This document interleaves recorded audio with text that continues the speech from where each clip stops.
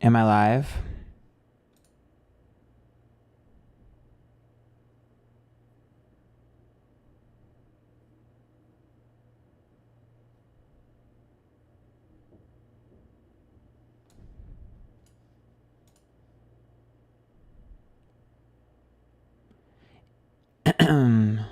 Am I live?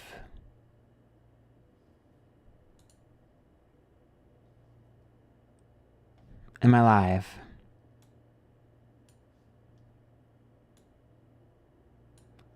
Am I live? Hold on, let me fix this chat. Girl, doing the most. Am I live? Hold on. I'm live? Okay, good. Hold on, guys. I wonder if you can... It doesn't. Okay. I'm trying to set up... Ooh. Jesus. Okay. I don't think you can set up... It's a lot different. Okay. Does it tell you how many people are watching you? I don't even know if it says. Oh, it does. Okay, per.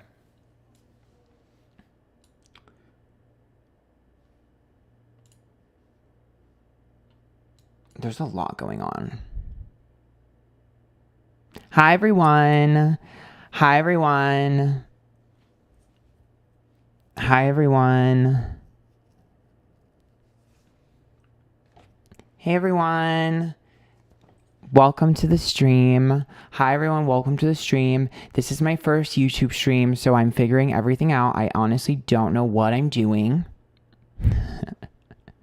I've been a Twitch streamer for like 5 years, so I'm not new to streaming, but streaming on YouTube is very different. I'm very confusion. You seem nervous. I'm not nervous. I'm used to having a lot of my stats and stuff in front of me and all of my stuff, but the way YouTube is set up for OBS, I can't really see a lot of different things that I'm used to seeing. So just be patient with me. Thank you to the person that gave me a super chat. I don't know how to check that. See, that's another thing is I can't see super chats on here.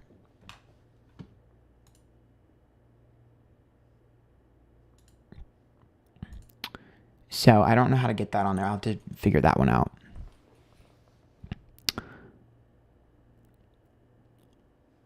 Hold me close, young Tony Danza.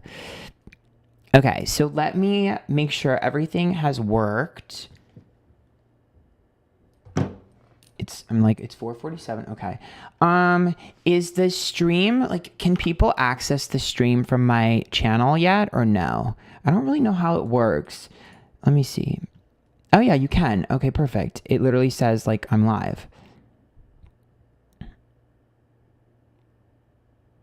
Can you guys hear me?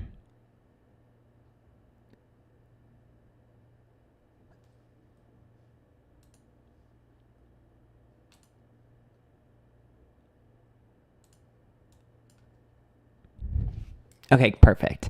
Hi, everyone. Okay, so let me just start saying hi to some of you guys, and I want to talk about a few things before we get started today. I don't really know what we're gonna do, so right off the bat, I'm telling you right now, this is my first live stream on YouTube, so I'm still figuring everything out.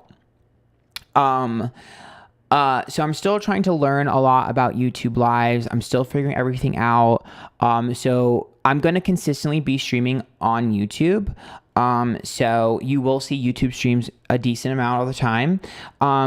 So just bear with me. Oh, thank you for the 99 cents. I don't know what that does. Thank you, Lauren. I appreciate that. I'm trying to learn, so just be patient with me. If you guys know anything and you want to help, I'm down to learn. I'm a quick learner. Like I said before, I've been streaming on Twitch for 5 years, but YouTube is very, very different. So I'm trying to figure it out. Make sure you subscribe if you haven't and hit the like button and the notification bell. So yeah, 444, bitch. I've been seeing 444 everywhere, and it's his fault. Anyways, Oh, we sent your first super chat. Love from Callie. Thank you, Treasure Hustlers. Thank you for the $5.55 in the other super chat. I can see them now. Now I can see the super chats. So thank you. I appreciate that. That means a lot to me. Thank you. Truly, I want to start off by saying thank you to everyone. Oh, Lauren, thank you for the $2. Love your video so much. Thank you. Hi, Proving Demon. Hi. I am a Twitch partner. Twitch allows us to stream on multiple platforms now. Not at the same time, but you can now stream on other platforms. They have removed the exclusivity clause, so that's why I'm on here. Kelly, thank you for the $10. I appreciate that. Oh, look, it's like a little dinosaur or something. I don't know what the fuck that is. Can I curse on here? Ooh, am I allowed to curse? Yes? Okay, good. Because I'd be cursing. Bitch, I'd be cursing. Pam, thank you for the $2. I appreciate that. So, hi, everyone. Lisa, thank you for the $10. I really appreciate that. Oh, my God. Wait, you guys are so generous.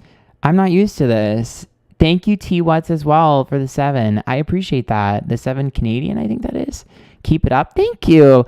You guys are really sweet. What the fuck? Oh, wait, I can curse, right? Christina, thank you for the $5. Oh my God, wait, you guys are way too nice. Stop, I'm gonna cry. I don't wanna cry, I just started. Sorry, I'm very easily overstimulated. For those of you that don't know too much about me, I'm very easily overstimulated. Brooke, thank you for the $2. What's up, big bobbies? You look skinny. Thank you, Lupe. I appreciate that. I'm very easily overstimulated and very easily distracted. So I'm going to do my best to keep up. I am still a Gemini. I'm going to field questions and stuff in a second, but I just want to start off by saying thank you to everyone who has supported my channel over the years. I've been a content creator for 5 years. I've been uploading videos on YouTube for like 3 years, I think. About Yvonne, thank you for the $10. Oh my God, what is going on? We are awesome. Thank you. Francesca, thank you for the $5. I appreciate that. Ethan says you can't cuss within the first 3 minutes. Oh, well, I didn't. I don't think. This is for all your great content you've been watching over the years. Thank you, Tabitha, for the $10. I appreciate that. Rashana, thank you so much for the $20. Thank you for being you. Thank you. Zesty, thank you for the $4. I appreciate that. Wait, you guys are way too generous. Put on slow mode. I don't know how to do that. Lisa, thank you for the $2. I appreciate that.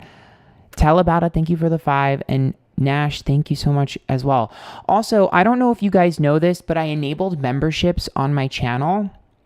Chic, thanks for the $10. A welcome to YouTube live stream. Thank you. Thank you, Anna, as well. So happy to see you on YouTube. I drop in on Twitch here and there, but I'm excited you're here. Thank you. I don't know if you guys know this, but I enabled memberships on here. So if you guys are interested, go ahead and subscribe, I think it is, or join the Antphrodite, I called us. It's $4.99 a month on here. I haven't figured out exactly what to do with memberships, but if you guys join it, we can talk about it and I can discuss what you guys would like me to do for you guys. I'm open to it. There's a page that I put in the memberships only section. Pilot, thank you for the $20. I appreciate that. Foreign, thank you so much. Shout out to Shauna. Love you, Aunt Team Gemini. Thank you. So make sure you guys join the memberships if you haven't. I'm going to try and figure that out. I'm open to suggestions. It's just another way to financially support me if you love my content. Been a fan for a long time. Thank you, baby animals. I appreciate that. So it's just a way to support my content. If you haven't previously, or if you have the ability to, there is no pressure. Woo first. Yes, there's no pressure. But you will be getting a consistent amount of streams, coming in here. And again, there's a post on the members only page. I made a members only post where if you join the Antphrodite, you can comment and you can say what you would like, and we can talk about ideas to give back to my members. Where can we find the membership? It's below. It says join. It's on the bottom, I believe. It says join underneath. Eve, thank you for the $10. Samantha, thank you for the 5. I appreciate that. So oh my God, there's so much going on. So let me start off by saying, I lost my train of thought. Uh-oh. Okay. Let me start off by saying thank you to everyone who supported my content over the years. I really appreciate it. For those of you that have never watched me live before, I think you're going to be a little bit shocked. When I film my YouTube videos, I try to make sure that my YouTube videos are very streamlined, professional. My live streams are a little bit more chaotic. If you've ever watched me on Twitch, you know. my live streams are a little bit more chaotic. I have a very big personality, but I also am kind of crazy. So when you get a live stream from me, know that it's a little bit messy because I'm a little bit crazy. Yeah, so live streams are going to be very different than like specific content. So if you're just interested in watching me do readings on celebrities and stuff like that, then you have the YouTube videos that are consistently uploaded. I actually filmed one today that'll be uploaded on Monday. You'll probably love that. But if you're looking for more of a laid back and more of like a real personality, just me chilling, and probably doing readings and shit like that as well, then the live streams you're going to really love. You're going to get to see my actual personality, which is kind of crazy. Also, I do post some stuff on TikTok as well that's like me as myself, if you're ever interested in just that. Or follow my Instagram, Antphrodite everywhere, TikTok, Instagram, everywhere. Follow my Instagram because I do post on my Instagram story every day. Proving, thank you. Anything on Summer Wells? I've done 2 readings on her before on my YouTube. This chat's blowing up. Love your success. Thank you, Cheeky. Thank you, Beyonce. Is it? Or Bianca? Thank you for the $5, Beyonce, I think it says. Memberships are an option. Thank you for the super chats. I appreciate it. Yeah, I'm still going to be streaming on all my other platforms as well, but I'm now adding YouTube. So I'm excited. I'm really excited. I'm so excited. I've dreamt about this idea. I've dreamt about this day forever. I've always wondered what it would be like to stream on YouTube, because obviously YouTube's my biggest following, but I was never able to. So I'm really excited.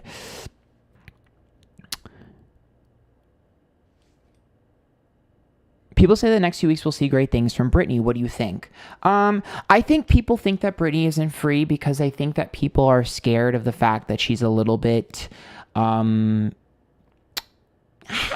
erratic, but she's always been erratic. If you're an older Britney fan, you know she used to have a blog and she used to post on her website, and it was always kind of all over the place. That's just her personality. She's a Sagittarius. Carol, thank you for the $2 tip. I appreciate that.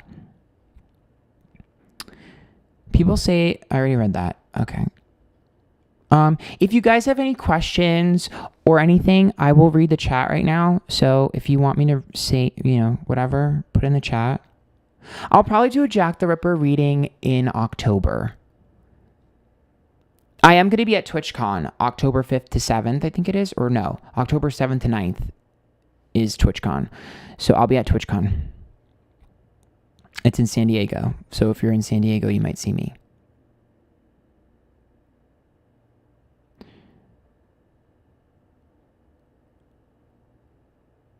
Personal readings. So I do personal readings all the time. I mean, so on Twitch, when I stream, I do like raffles for free, and I also do paid stuff. I don't know what I'm going to do on YouTube yet. I have to kind of figure out YouTube, and then we can figure out how to do readings on here. But as of right now, I'm just trying to figure out the platform first. Eric, thanks for the $10. I appreciate that. And I love watching on Twitch, and I will love watching you here. Thank you. And thank you to everyone that's joining the Anthrodites. The chat is scrolling, so I don't know if I've said thank you to everyone, but thank you to everyone. I really appreciate that. I will tip $200 for a personal reading. Aw, thank you. Not right now, but I very much appreciate that. You are so kind and sweet. Today, honestly, you know what would be kind of fun? Why don't I field a few questions, talk about a few things? Why don't I do a little mini pick a card on here? Just for fun, like a live pick a card. Why don't I do that? But I'll do that in a little bit. I want to talk to the chat first because I never get to talk to you guys. So I kind of want to talk to the chat first.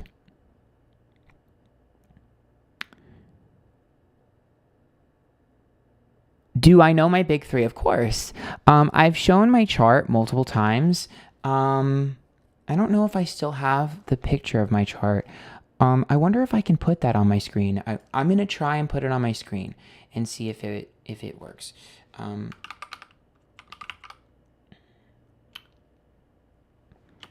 Catherine, thank you so much for the $10. Han, I'm seeing this guy, our last date. We talked family, and I mentioned my dad worked for Cheney Brothers. His last name's Cheney, and he said it's in his family's company. These things keep happening. That's usually synchronicities, which means that they're on the right track. No matter what happens, it usually means you're on the right track in your life. Like literally. So happy you're having a successful first YouTube stream. Thank you for the $5, Phoenix, and I appreciate that. You know, it's actually funny. A lot of people have similar names in my life. It's so weird. My friends think it's so weird. They're like, how the fuck does everyone have the same names? Wait, can you give me a second? Let me see if I can get my chart on the screen. I think I have the picture saved, but let me double check really quick. Just give me a second, please. And then that way I can show you the chart. How do we join the Antphrodite? Thank you for the $2, Eric. I think it's the join button down below.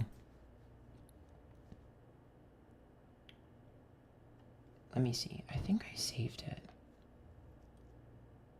Oh, that's that clip of Trisha. That clip is so funny.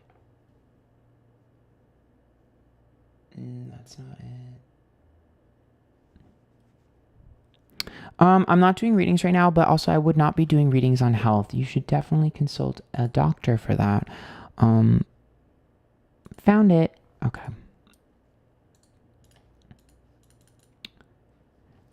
All right. This is the test to see if this actually works on YouTube. Can you guys see my chart? Is it actually on the screen for you guys?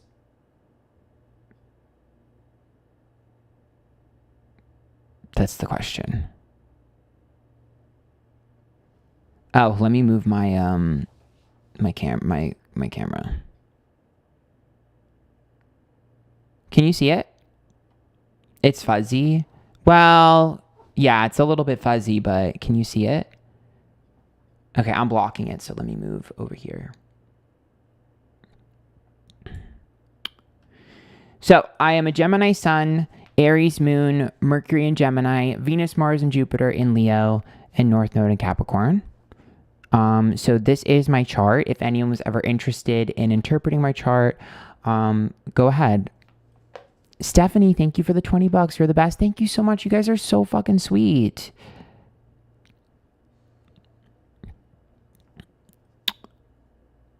I don't do birth chart readings anymore. I do tarot instead. AVDM, thank you so much for the $20. Congratulations on your first YouTube stream. You are one of the best psychics, taroters, and crumble cookie enthusiasts. Love that we get to support you on multiple streaming platforms now. Thank you. Tropical, Susanna, and thank you for the $2. Do I have any mods? I don't think so. This is my first stream.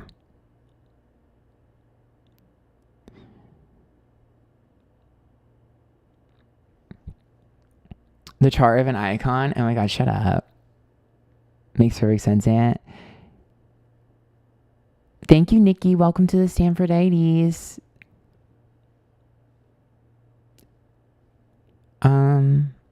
Okay. Do you guys have any questions about the chart? What are my thoughts on Gabby Hanna? My heart goes out to her. For some reason, somebody spread a rumor that the guy that went to her house was me, and I don't know why. It's kind of funny that people think that was me, but it's not me. I live in Austin, Texas, not LA. And shout out to everyone that I end up meeting in Austin. I can't believe there's so many people in Austin that watch me. It's so weird and awesome, and I love it. I love meeting you guys. If you ever meet me, do not be afraid to ask me for a picture or say hi. I love meeting you guys. It's like honestly one of my favorite things in the planet. I've had mostly good experiences too. I've only had one experience that scared me, and that's because a girl came up behind me at a bar and hugged me. From behind. I got really scared, but that was the only time that I've ever really been scared. Although one time someone's boyfriend tried to fight me. Bren, thanks for the $5. It was on Valentine's Day. I was talking to her and he tried to fight me, and I don't know why. I'm gay. I'm wearing like hot red pants. Like I'm clearly gay, which is kind of funny. Yes, I live in Austin. I'm originally from New York though, which is why you hear the accent, which will come out every time I'm passionate. But I cannot speak to the dead. My room furniture, a lot of it was from Overstock and Wayfair and Amazon. So anyways, this is my chart. So a little bit of a backstory with me. My Venus, Mars, and Jupiter are all in the 8th house. And they're in Leo, although the 8th house is the 8th house is ruled by Cancer for me. So I have a lot of boy problems. I'm in the middle of a legal battle, wondering how it will turn out. Well, I'm not doing readings right now, but I would tell you when it comes to legal issues, those are always very complicated readings.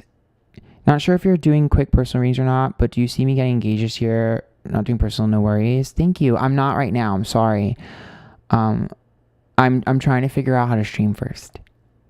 We both have a Venus and Mars and Leo. I'm a Libra. Thank you, Hot Crunchy Cheeto. And I'm going to meet a really successful man around Christmas, New Year's. His name will start with a D. David, Doug, Daniel. Pretty easygoing relationship, and you will get a proposal. What? What do you mean? Where is that coming from? Why do you say that?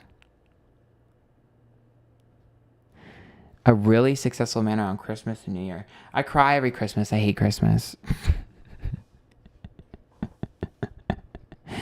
Hello from Brooklyn, New York. Oh my God, my entire family's from Brooklyn. What's up? I grew up in Queens, though. I love the simulation theory reading. Please get high more often. Oh my God.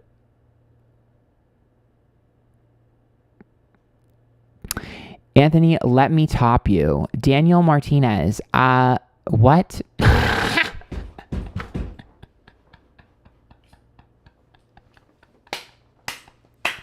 Now, Lord, please save us. Daniel, honey. This is a Wendy's. I've been live for 20 minutes and someone's already trying to fuck me in here. Relax. Y'all are messy already. I've been live for 20 minutes and y'all already being bestie. It didn't take long, did it? Hold on. Let me go back to my fucking full screen. I got to figure out how to put emojis on here. Oh my God. Y'all are messy. It's messy today.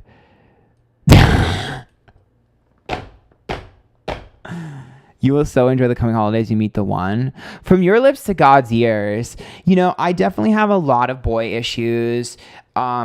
I went through a lot of trauma this year emotionally. I talk about this on my live streams on Twitch. If you guys had any idea the amount of emotional stress and trauma I dealt with this past year, you'd be shocked that I was able to be consistent with my uploads as much as I was. I threw myself into work. I was definitely in a really, really, really sad place. And you know, I've been journaling. I journal a lot. And I've obviously been in therapy a lot in my life. And so I used all my coping mechanisms, but you know, it takes a while to heal. And in July, I finally felt like myself again. So I've been in a really good place, since July. But you know, this past year really sucked. Really bad. I mean, a lot of good things happen. A lot of the reasons why I didn't do, your Venus opposite Saturn, what about it? A lot of the reasons why I wasn't doing private readings is because I needed a better work-life balance, and I wanted to make friends post-pandemic. So I made a lot of gay friends this year. I made a lot of new friends and made a lot of great memories with them and spent a lot of time with them. That's why I have, I haven't been doing private readings and stuff, because I decided to be like, obviously I would have made a lot more money if I was doing that, but I was like, I want to choose a work-life balance. I turned 31 this year, so it's like, I wanted to have a better work-life balance. What's the point of working and making money if I'm not happy? You know what I mean? And so I am just better balancing my life. But private readings will come back eventually. Yeah, I had a really rough year, but you know what? My heart chakra was closed, and you have to go through trauma in order to heal your heart chakra and clean it out. And I'm finally open for love. I wish I didn't have to deal with the pain that I dealt with in order to be open to it, but I did. Yeah, I'm 31. So people don't really believe that, but I am actually 31. Today I don't look that great, but it's fine. It's because I'm in all white. My camera quality and my lighting sucks when I'm in all white. I have to get a new camera. 31, you look 18. It's true. When I was 24, people thought I was 16, so...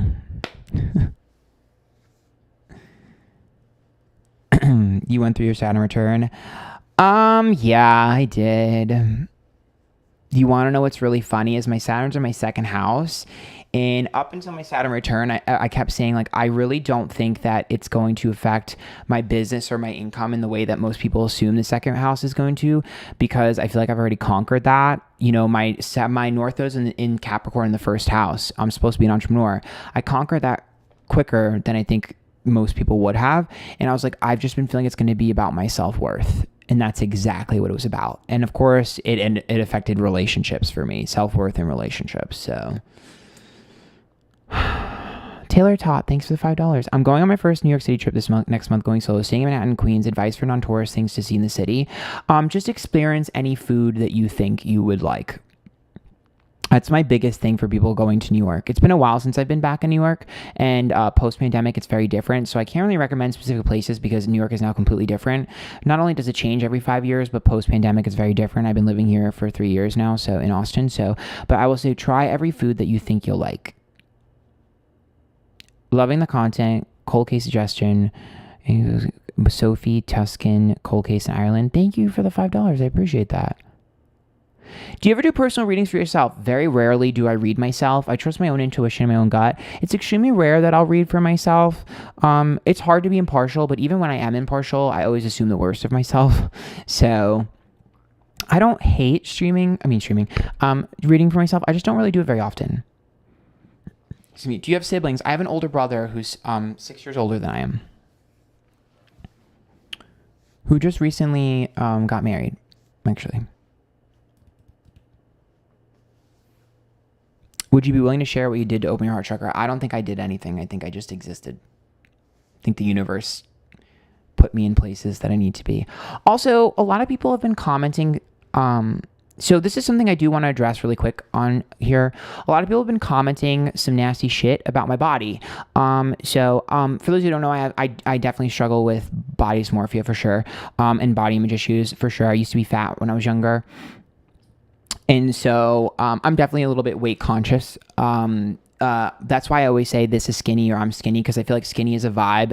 It's a moment. It's a feeling. It's a lifestyle. Skinny is not a weight. We reclaim that word. But anyways, people have been saying that I am anorexic and bulimic and that I throw up my food, and people are calling me Gina Cooney 2.0, which is kind of getting on my fucking nerves.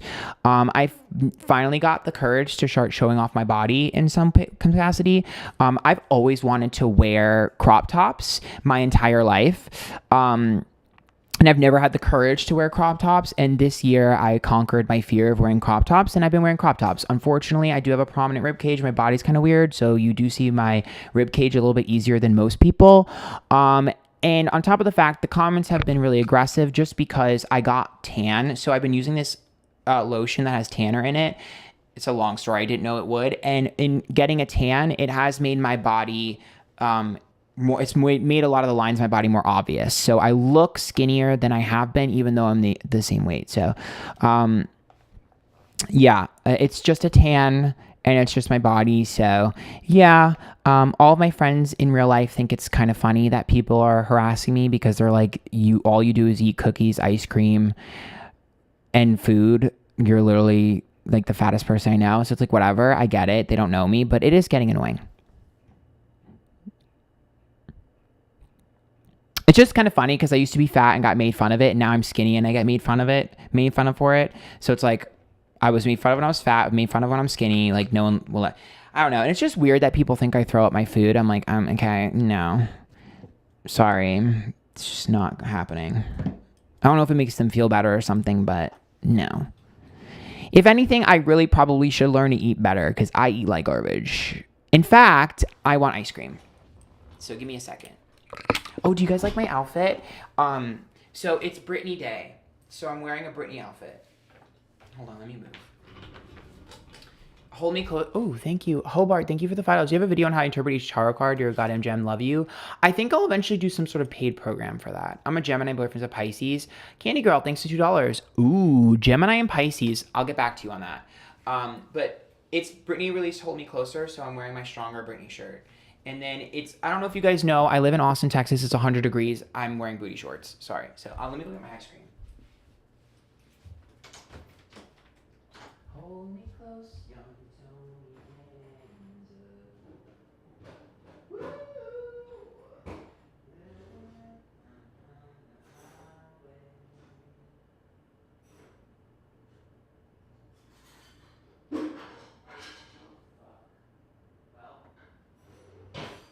That's not my problem, is it, love? That is not my problem. So, the HEB ice cream is the best, but this particular HEB ice cream sucks because it's supposed to have peanut butter, pretzel, and marshmallow swirls. But if you look in it, bitch, there's like no swirls. I don't like that. First world problems.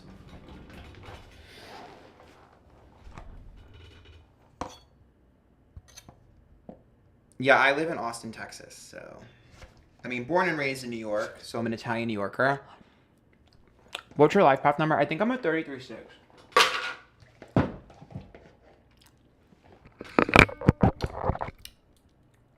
Yes, I'm singing Tony Danza. Oh God, I got like the sticky shit all over me.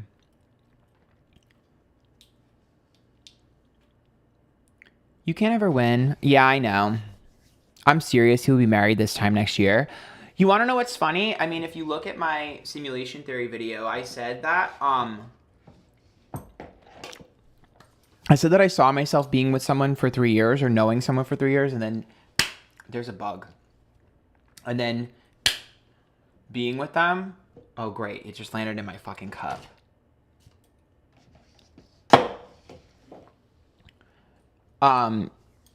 So if I got married this time next year, that means that it has to be someone I already know, which kind of scares me. I don't know anyone that like I've dated or like that starts with a D, but that kind of scares me because there's a few people that could be. Girl.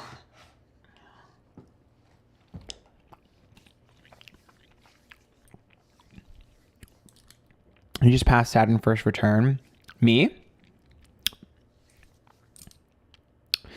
And do come to India and explore the rich astrological tradition here. You will really enjoy it. I'm a research scholar and I have learned a lot from you. Oh, thank you. That actually would be fun. Oh, Gemini and Pisces. They're both duality, and they're both known for floating around. So those two just have to continuously float towards each other.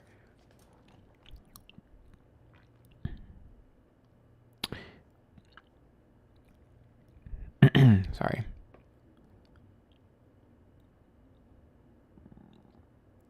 I rate pictures. Normal. It's missing people. I mean, here's the thing. He's 28. Who's 28? The guy? He's a Libra. Ew. He's 28. Hi, Queen. What's up, Adonis?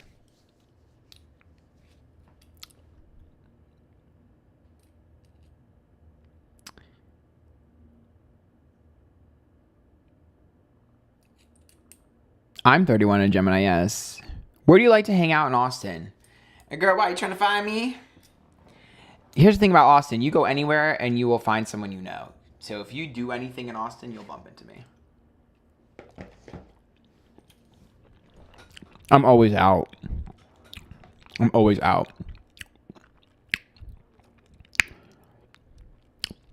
One thing about me, I like to have a good time. I work hard, play hard. Or play harder. Love your sincerity, beautiful energy. Chrissy, thank you for the $5. One thing about me, bitch.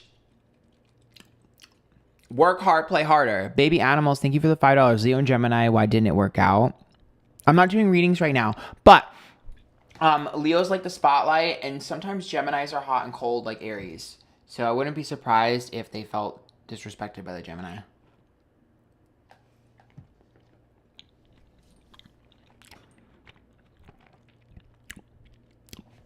You have Saturn in your North Node. Saturn brings blessings later in life, but they will come and stay.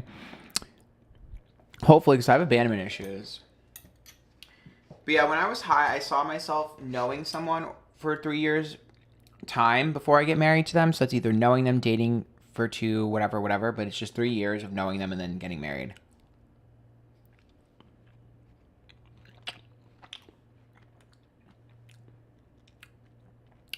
I would love to do a mukbang on here.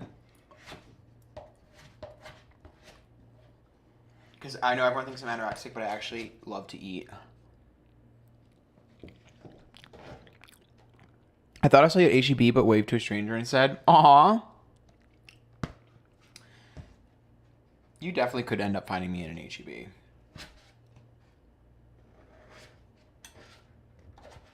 I was at HEB a couple days ago with Sage.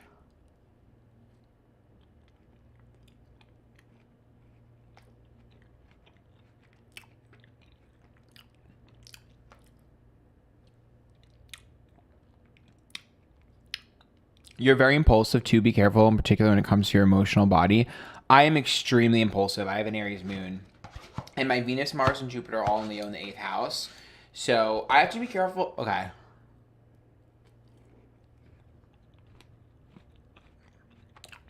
How do I word this?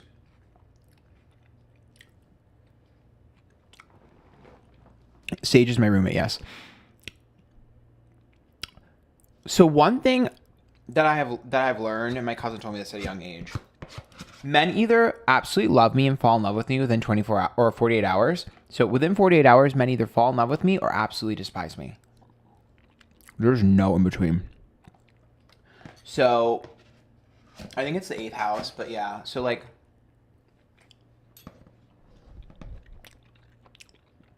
I don't really have sex with people very often because I have to be careful because it's always super intense when I let someone in. It's very intense. Remember when I said screenshot in November, you will see a big shift and you will know it when you see him. You will know he's the one. You'll be like, oh, wow, that's him. That's my one. I felt that way about someone before. And it freaked me out because I was like fighting it. I was like, oh, no. So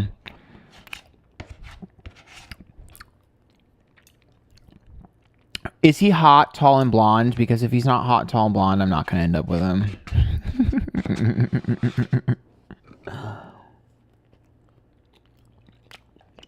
Your 3-year plan goes out the window, love.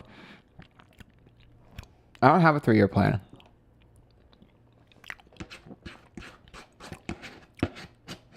Oh, you mean that I'm just going to marry him in a year?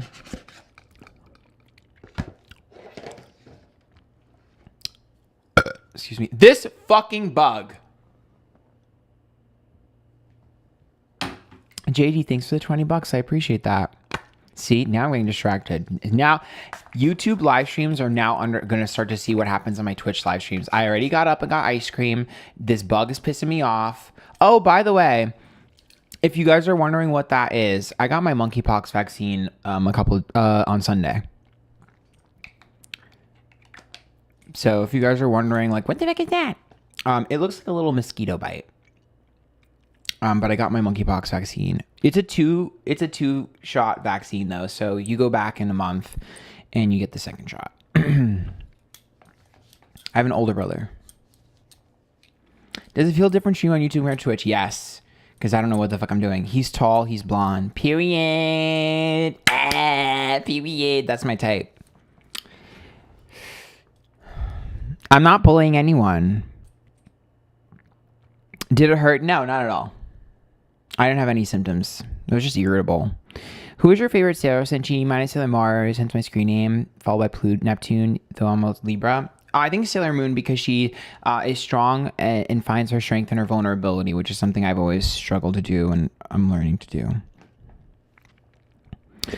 Yeah, I've had quite a few friends that have gotten monkeypox. So, and I do go out a lot. So I made sure I went and got that vaccine, girl.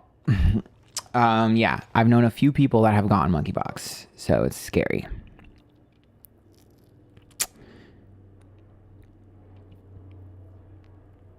I tried to get all up in your mind. I saw all the time. I didn't mean to press rewind. You've got that real feeling that I need. You won't notice time. Ever wanna notice me? I tried to get all up in your mind. Deep thoughts for the time. I don't need to press rewind. Did you guys watch the Erica Jane reading today? What'd you think? Blonde, tall guy that works in the coffee shop was staring at me all the time. I was there and he was sitting with his girlfriend. Not sure what was that. If it was his girlfriend, then clearly they're not doing so well. You might have to borrow him for a little bit, girl. I'm just kidding. It feels so different with Twitch. Yeah, I'm trying to figure it out. How do you qualify for the monkeypox vaccine? I'm pretty sure it's like, have you had sex with multiple partners? Have you had sex with someone who tested positive, being around someone who's tested positive? Have you had gay sex? I think it's something like that. I don't know. I forget. Don't quote me. Some shit like that.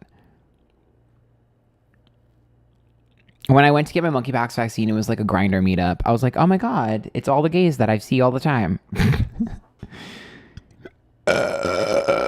Excuse me, I'm so sorry.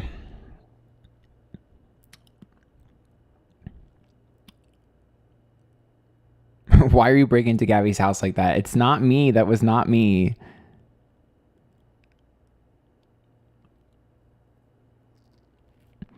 Yeah, I just don't think she knew exactly what was going on. I think she followed directions, but who knows? Practice is the best way, honestly, to get better. I know it's like boring, but it's the truth. Why don't Leo men sweep off Libra women? I mean, was highly critical of monogamy in marriage, and now my husband swept me off my feet. I think it's just that. I think it's because Leos in general represent love and the heart. So I think a lot of Leos are just, you know, a little bit of a Casanova, especially if they have a Cancer moon. They're very much like charming and sweet. Please do Kylie Rodney case. Ryan Upchurch is doing it. Cassie, thank you for the $5. You're in luck. I've already done the Kylie Rodney case. It's on my YouTube channel right now, so you can go watch it right now. What is my favorite Britney song of all time? I love almost all Britney songs. Maybe Get Naked I Gotta Play On. I really like that song.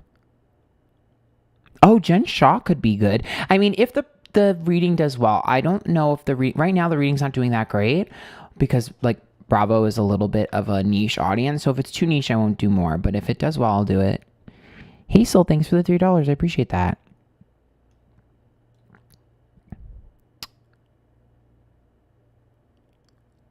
Wait, do you guys have any other questions? I love your attitude and everything. And thank you. I try to be positive, but sometimes I get triggered. So one thing you guys have to understand is sometimes it's a live stream. So sometimes I'll get triggered, and I have an Aries moon. So, and a Mars and Leo. So I'm warning you guys now, if something triggers me or upsets me, I'm going to flare up and get really upset. And then 10 minutes later, I'm going to be completely over it. So just so you're aware, I'm pre-warning you now. Don't like get angry at me or whatever. If I flare up, I'll get over it in 10 minutes. It's my Aries moon and Mars and Leo. So just so you're aware, like I will flare the fuck up, get really pissed, and then I'll get over it in 10 minutes. It's kind of funny. Baby animals, thanks for the $2. Leo, Sun, Cancer, Moon, and Gemini, Sun, and I'm sweet crazy. That's Leo, Sun, Cancer, Moon, Gemini, Ascendant would be like the perfect combo to be like an actor, because it's like very much somebody that people can feel like reliable and trustworthy and relatable. Simply Me, thanks for the $5. I appreciate that. What's my favorite Blackpink song? Ooh, I really like Kick It. I really like Ice Cream because I love Selena Gomez.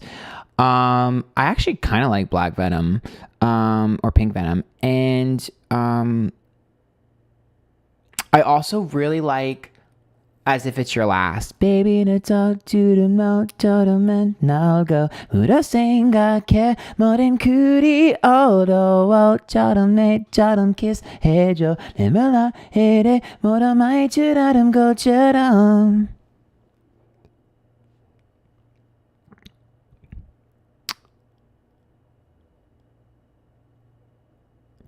Wait, do you guys have any other questions? I mean, about me, about my life, about other things? I'm willing to answer any question that you put in the chat. We'll do a pick a card in a little bit. I think that'll be fun. I don't know how long I've been streaming. Does it say? Let me check. 40 minutes? Oh, cool. Okay, cool. I have great music taste.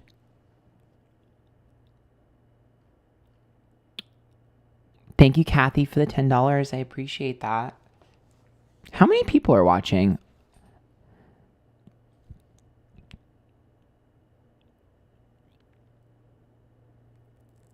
What app do you use to select random songs? Spotify. It's my playlist, randomized. Where do you live? Austin, Texas. Any tips on memorizing the tarot card meanings? Practice, but flashcards help a lot of people. Do you think you'll always live in Texas? Austin will always be my home base, but I don't mind going elsewhere. What do you think the most toxic sign combination is? Baby Annals, thanks for the $5. And Gemma, thanks for the $5. Thank you for sharing a gift for the world. The most toxic sign combination, if we're talking about,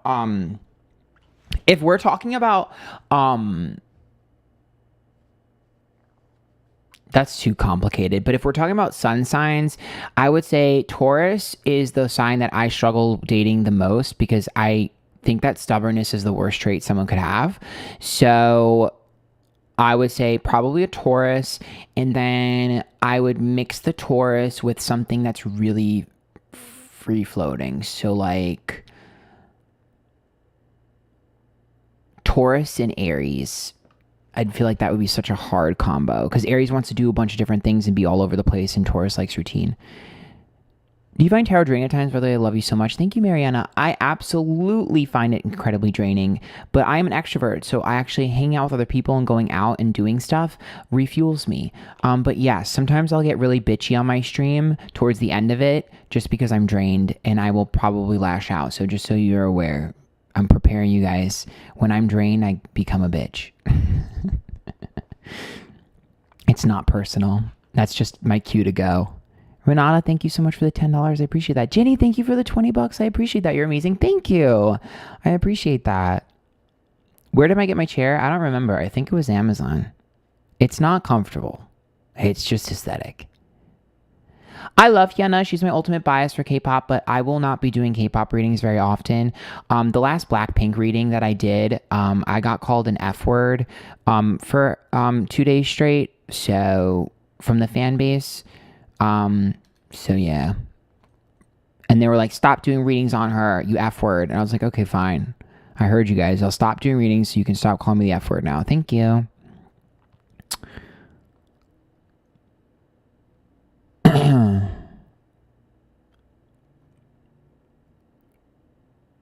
Just because, like, K-pop readings are already very niche. I love K-pop. I've been a K-pop fan for over 10 years, but they're already very niche, so they don't do amazing on my channel. And then you add on the fact that every time I do a reading on a K-pop person, I get called an F word for 2 days and harassed and spammed on Twitter and stuff.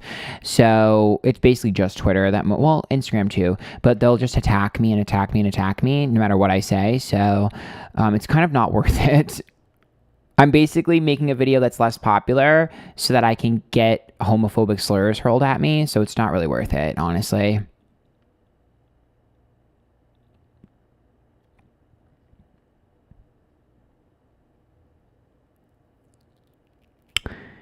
Those were crazy solo stands that ruined the whole image of the fandom, sadly. Yeah, I mean, I know it's not all fans. I'm aware of that. Some of the fans are really supportive and sweet, but unfortunately, the negative just outweighed the positive. So the comments on Twitter, they don't deserve you. It's whatever. I mean, I wasn't like upset about it. I was just like, this isn't worth it. I prefer tropical. Happy early birthday. Wait, do you guys have questions? Put it in the chat. I'm sorry. Don't be afraid to put it more than once. If I didn't see it, I'll see it. What's the best sign compatibility in your opinion for romance? I don't think there is a best compatibility. Who was your bias in SNSD? Back in the day, Sunny.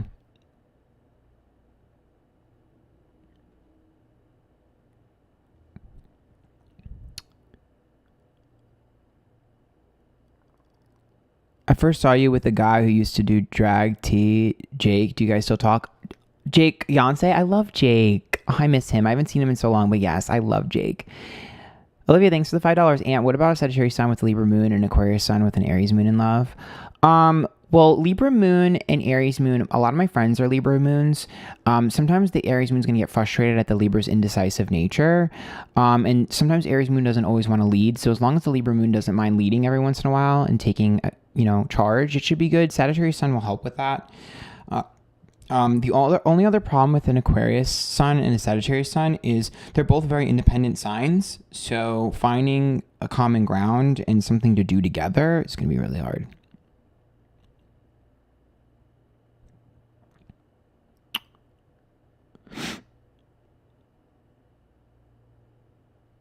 Can you do a quick read on Harry Styles and Olivia Wilde? I've done a reading on them previously. Monday, there is another video on them coming. It's about the entire movie. This bug, I'm going to try and get it. Ooh, I just hurt my finger because I clapped it right on the fucking ring, girl. You little fucker. You're so lucky I hurt my fucking finger on my ring, bitch. I'm going to get that fucker.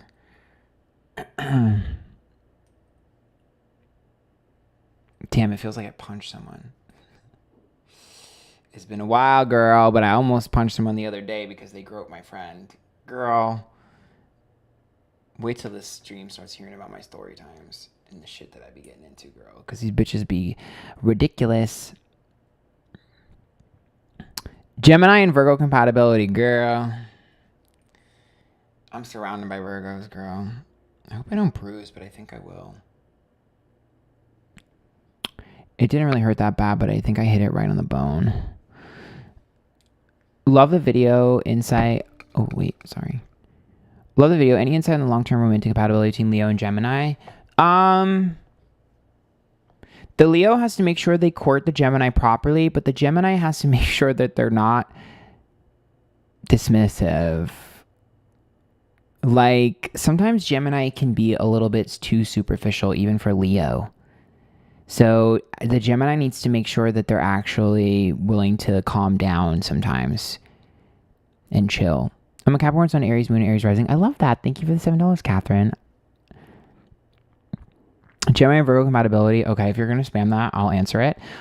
So Gemini and Virgo is a really, really interesting combo. So obviously I have a lot of friends that are Virgos.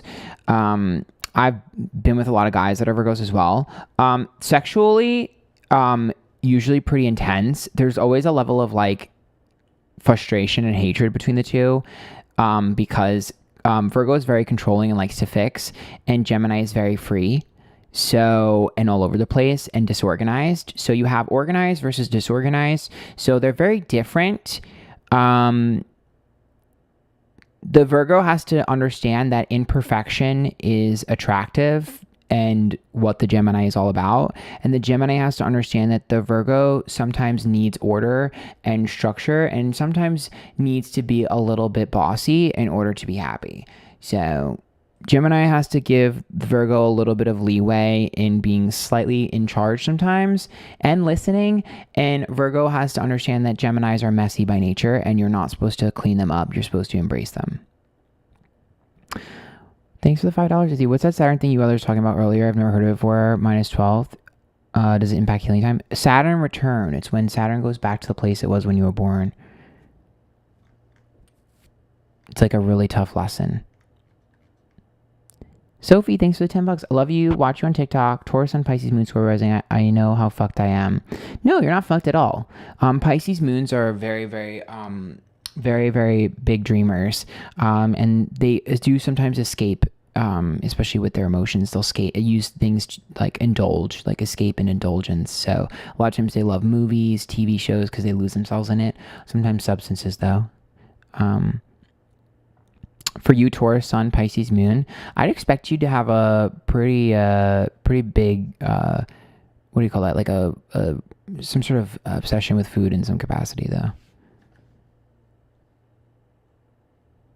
Do a reading on SNSD and Jessica. I don't think it'd be super popular. Maybe on TikTok.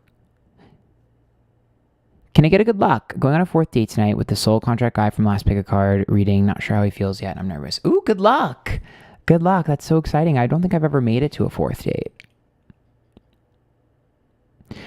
I made it to a 2nd date once and he was so disrespectful.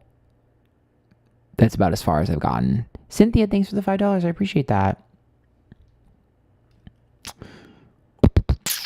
All the guys that I've been with, we weren't dating. Like, I didn't go on, like, dates with them. I kind of, like, knew them. Look what I did to my finger.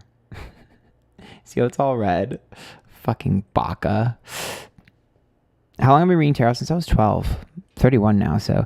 What do you think about Leo Sun, Libra Rising, Pisces Moon? What about it? What do you mean? Sunflower, thanks for $2. How would you describe a Leo Sun, Virgo Moon, and Cap Rising?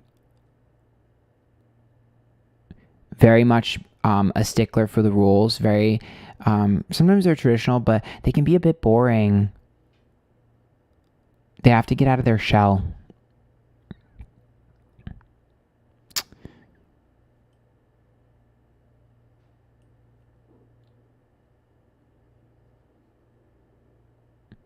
And how do you read for other people without their consent? Doesn't affect you. So that's gatekeeping. So people who say you can't do this without like consent, whatever, is just gatekeeping. It's the same thing with people who say you have to knock on your deck, or people that say you have to be gifted a deck, or whatever. At the end of the day, if you think that you're reading on someone without their permission, then you actually don't know how it works. Kataman, thank you so much for the $2. If you think that means that you think that you are in charge. So in order for you to think that you need permission, that means that you think that you're in charge. We are not in charge. When we are doing this, we are simply listening. So where I'm not gaining information, I'm listening. So I can't get information I'm not supposed to know because I'm a vessel. I don't get the information, I hear the information. Does that make sense? So in order for someone to be like, oh, you need to have permission to do a reading on this, that, the other, that means that person thinks that they are powerful. That is ego. That's an ego-based response. You think you're powerful. You think you have this ability that no one else has, that you can control things and you can get information. That is not how it works. So I know that this is a very popular thing, especially on TikTok, but it's simply because no one will think for themselves, which is a problem in the spiritual community. No one will try things for themselves or think for themselves. They're just parrot whatever they hear. But I promise if you try things for yourself, you'll realize that that is just not simply how it works. Also, it's also very faulty logic because someone will say you can't read on someone without permission, but yet they love to do readings on people and tell them that their ex is coming back. But last I checked, that ex didn't give you permission either. So it's a very slippery slope. And it's just not how it works.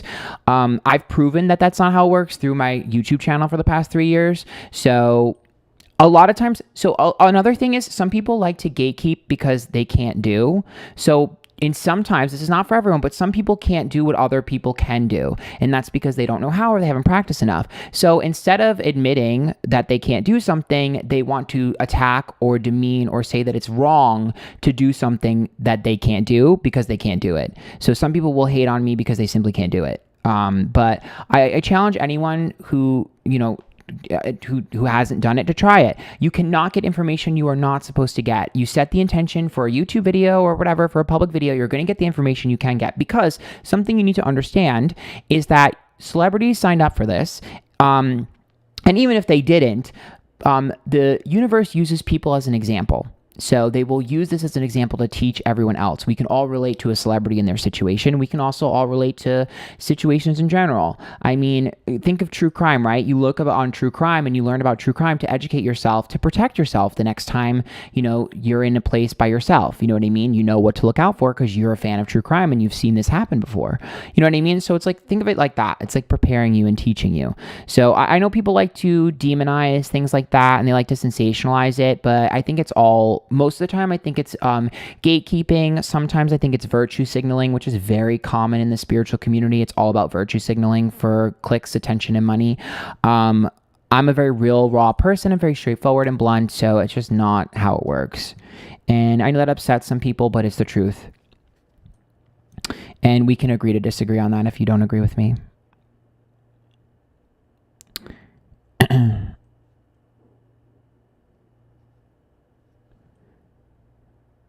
My poor finger, guys. It's getting better, though. It's not as red as it was earlier, but yeah. Me bruising my finger. I do believe in past lives, yes.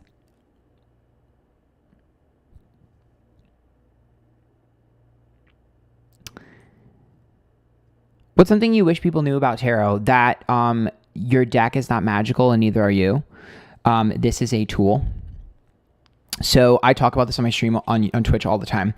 A lot of the stuff that people do is performance, knocking on the deck, cleansing the deck, whatever. You can cleanse your deck every once in a while. I think that's fine.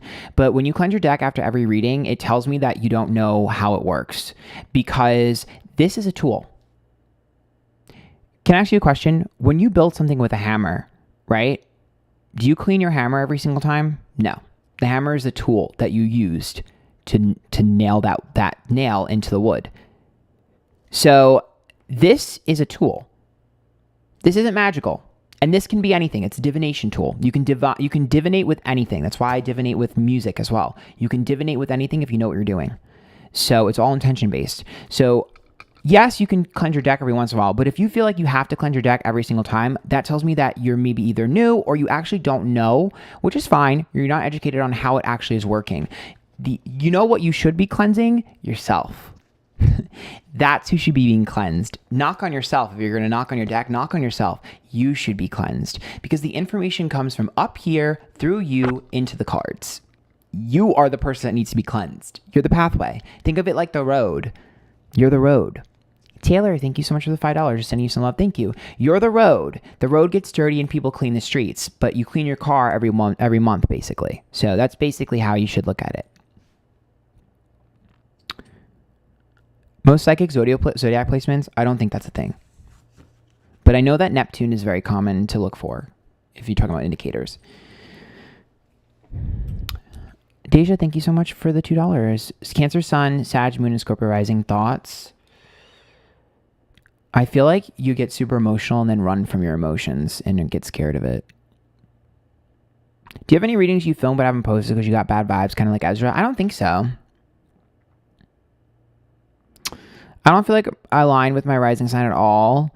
I mean, I don't think rising sign is something we personally connect with that much because it's what other people see. So like, for instance, I have a Sag ascendant, which makes me a little bit straightforward and blunt when you first meet me, a little bit goofy, and definitely affects my legs, and my legs are really nice. So I think that's kind of just it. I don't really identify as a Sag though. I mean, honestly, I identify by my moon sign the most, to be honest. I think I am Gemini-like for sure, but like inside, internally, I'm extremely Aries-like. I didn't believe in astrology until I found out about moon signs because I didn't feel like I was like every other Gemini because I'm not. I have way too much Leo and I have an Aries moon, which just is exactly what I am. I am literally the most Aries moon to every Aries moon in its life. Rising Storm, thank you for the $10. First time watching you live. You're great at what you do. Thank you. I appreciate that. Welcome to the stream. This is my first YouTube stream. I'm trying to figure it out. I think I'm starting to get the hang of it. Liza, thanks for the $5. Pisces Sun, Libra Moon, Virgo Rising. Ooh. I think you come across a little bit intense until people get to know you, and then they find you really soft, endearing, and alluring, and dreamy. And I think people don't realize that deep down when they're close to you, you're more needy than you let on. I like that, though. You kind of ward off some of the weak people. Do you believe in the Greek gods? Yeah, of course. Hello, Antphrodite. I am a very big Aries moon, but there's downsides to the Aries moon. Like I said before, if I get pissed, you guys will see it. I will flare up and get over it in 10 minutes, but you will see me flare up on a stream. And if I get mad, bitch, I'd be talking shit. Mars and Leo in the 8th house, I'd be swinging too. I'm not going to lie, but I haven't done that in a while. GG, thanks for the $2. Thoughts on Moon and Venus, Virgo, square, Pluto, Saturn, Sag? Moon and Venus in Virgo, you're holding yourself to a really high standard, but you're also holding other people to a really high standard. And when it comes in the matter of love or showing love, I think you need to be softer and more forgiving. Alice, thank you so much for the $28. Love your reading. I'm a Cancer, Sun, Leo, Moon. I like reading. I have difficulty wanting to search for knowledge. Any tips? How do you go about studying? Studying what? I would say videos. I'm a visual person. I think videos are the best way to learn. Gemini and Pisces compatibility. I talked about this earlier. They're both duality to the twins or the fish. The two of them have got to float to each other first. Those two need to be friends first. And they have to like similar activities. I don't know who's chasing who though, because neither of those chase. So I don't know how that's going to work. I think that's like an accidental pairing. Unless someone has like a Mars and Aries or something. Valeria, thanks for the $5. Pisces Sun, Leo Moon, Leo Rising. What are your thoughts? I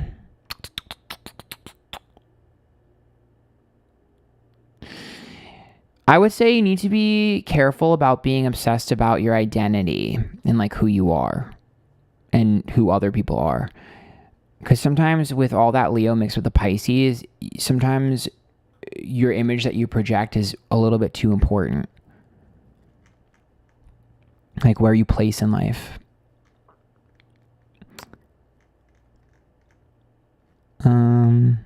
Thank you, Eileen. Capricorn, Sun, Leo, Moon, Scorpio, Rising. Thoughts? Bad bitch. I'm going to be honest. Those 3 placements are someone that's probably inclined to take over. If you are an entrepreneur, you should think about having a sub business, just because I think that those 3 placements are very strong in being incredibly likable, and very good at being a leader. Leo moons are really great though. I mean, I'm kind of biased because I'm an Aries moon, so I naturally love Leo moons the most. But I just feel like Leo moons are comfort. Sun, Moon, Mars, and Mercury in Virgo. Am I crazy? Yes. But I would just say intense. Turn your intensity down and realize that your expectations are way too high. And try to look at what other people expect and how other people act and adjust accordingly, just because too much Virgo sometimes can be too much. You can be a stick in the mud or a stickler for the rules or just too particular and picky. So just allowing yourself to be a little bit more open to change is probably better. Cynthia, thanks for $2. Leo and Virgo compatibility. Neither one of them like to be told what to do.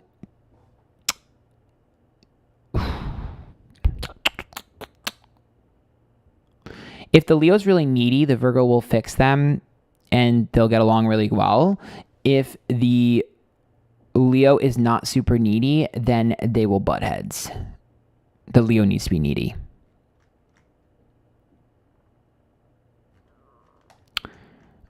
I don't know if I caught everything. There's a lot going on.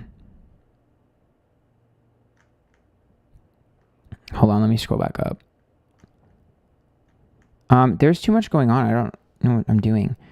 Virgo Sun, Virgo Moon, Libra Mercury, Leo Venus, Capricorn Mars, Scorpio Rising. Girl, your whole chart? Come on, sis. Don't do that to me.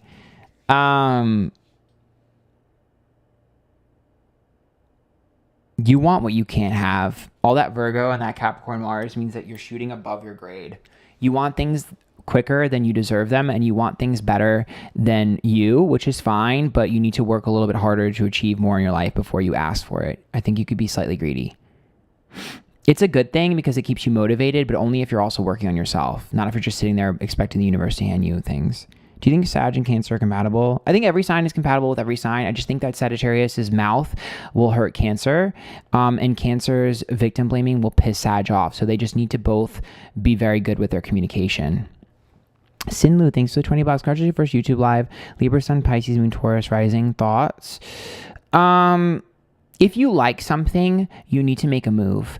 All 3 of those are slow moving and all 3 of those are passive. If you like something, you need to make a move. And if you want something, you need to make a move, because you will have things, you'll be passed up consistently and you will have things fall out of your hand. Closed mouths do not get fed. Be more aggressive. Scorpio Sun and Scorpio Rising and Sagittarius Moon.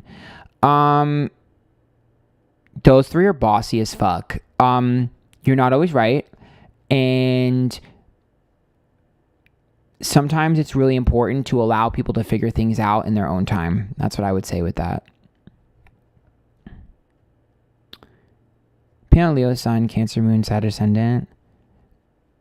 Spotlight was made for that placement. Aquarius, Sun, Gemini, Rising, and Scorpio, Moon. Thoughts? I feel like you can be pretty unfair. Because it seems like you want a lot of things, but you don't communicate it properly with those 3 placements.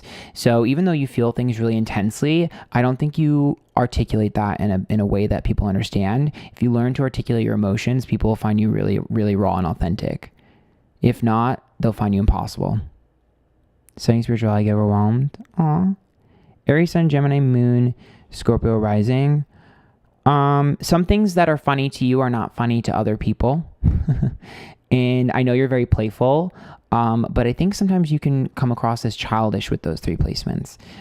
So I would say be careful with the 3 of those together, because you might think it's fun and it's a game, but other people might get offended. So you have to make sure you find people that are very strong and thick-skinned in your life.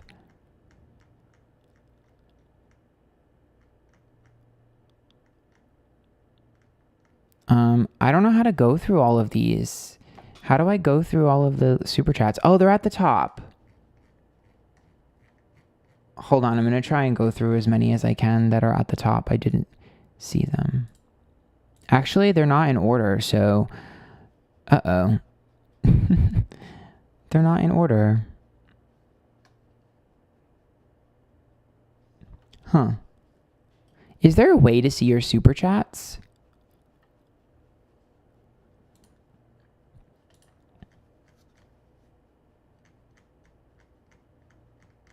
I guess I'll just scroll up. Oh, I can't scroll up to everything. I love your videos and I've learned so much about tarot from them. Aqua, Sun, Cancer, Moon, Sag, Ascendant. Those are mixed signals, because Aquarius wants to play it cool, Cancer wants to attach, and Sagittarius wants to do its own thing. So I think that you say one thing, but people see it as different. I would say those three placements together are the king and queen of mixed signals. When it comes to connecting with another person, you've got to learn their language, because your language is an alien language. You've got to learn their language before you communicate properly. You got to study them a little bit. My twin is a Libra sun and rising, while I'm a Libra sun and moon with a Scorpio rising. When I read in the charts, they look the same. What are your thoughts and what do you think about twin readings? I'm not a super expert at astrology, so I don't really have a great answer for how twins work. I'm more of a psychic. Astrology is more of a pseudoscience, so they're a little bit different. But the best description I can give you is that astrology tells us which direction we bounce around in, but not where we take it. So for instance, Aries is a leader-like energy, and it's also a child-like energy. So a lot of them become athletes, but that could also just mean that you make a really good boss. So it just kind of depends which direction you take it. I watch you grow creatively and professionally. I'm so proud of you. I was around when you chat on Twitch was full of hate, being on a billboard. Thank you, Red Pill. I appreciate that.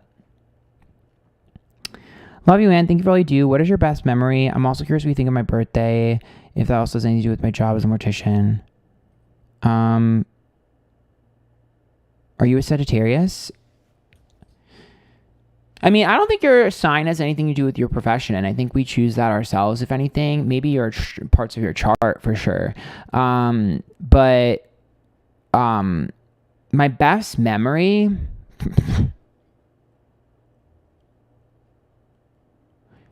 Being on a billboard was pretty cool. Meeting my first fan was pretty cool. Meeting Trisha Paytas was really cool. Recently, it was probably Pride. I went to the Pride Parade by myself and cried. I always cry at the Pride Parade. It's happy tears. When it comes to cusps, you're usually one more than the other. Cusps aren't really super a thing. Taurus, Sun, Capricorn, Moon, Libra, Rising, thoughts. You got to make sure you have fun in life, because sometimes you can come across as boring with all that Earth energy, and then Libra is hesitant. So I would say make sure you're not afraid to be fun and have fun. Loosen up. Scorpio, Sun, Moon, and Mercury in the 10th house. Capricorn rising. Wow, that's so much Capricorn energy. What people do for a living and what you do for a living is not your identity, and you got to remember that. I also think sometimes you can come across as judgmental with all that Capricorn energy. So you have to make sure that you're not just like... You might not vocalize it, but in your brain, you might be a little bit too judgmental. You might need to give some leeway to people. If I missed your super chat, I'm sorry. I don't know how to find them. Team 4D, thanks for the $10. Everyone, he literally asked everyone to spam their comments. If you're complaining about this, you need to sharpen your comprehension skills and understand what he's asking. This goes to Sim Molly. I don't know who that is. Hi, Skinny Daddy. I'm Cancer Sun, Taurus Moon, Ascendant in Scorpio, and he's Saturn Sun, Gemini Moon, and Ascendant in Pisces. Will this be lasting long? Taurus Moon and Gemini Moon, in my opinion, are a tough match, just simply for the fact that Gemini Moons are compartmentalizing their emotion, and Taurus Moons are very much like tick, tick, boom. So for me, the thing that the two of you need to understand is that you both process emotions differently. And so if you can give each other space in terms of dealing with your feelings, you'll be fine. If both of you try to force the other one to feel the feelings the way and cope with the feelings they feel in the way that they feel, it'll fall apart. Leo, Sun, Aries, Moon, Gemini, Rising, I'm a mess. That's not a mess. In fact, I would say that those 3 placements are iconic because I have a lot of those similar placements. But yeah, those 3, definitely an entertaining person, slightly dramatic, but very entertaining and a lot of fun. So no, if anything, maybe some people think you might be too worried about yourself. Cancer, Sun, Aries, Moon, Sag, Rising. Hi, Aunt see on YouTube. Thank you. Wow, we're almost similar. The difference is you're a Cancer, I'm a Gemini.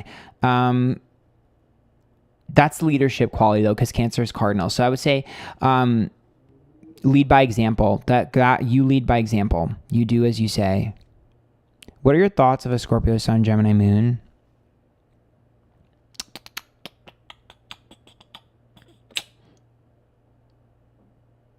So Gemini moons are not my favorite placement in just for the simple fact that they're like a computer, they're like robotic with their emotions.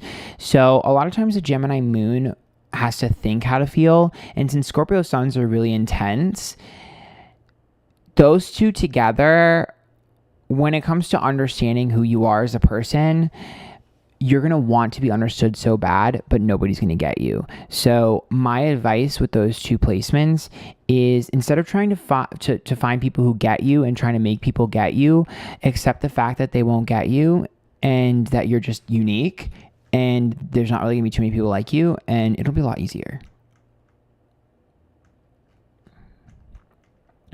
Sag Sun, Sag Rising, and Taurus Moon. You know what you want, you know how to get what you want, and you're going to have what you want, and you're not going to let it go. Those 3 placements together, you're going to take what's rightfully yours. And nobody could take it from you either.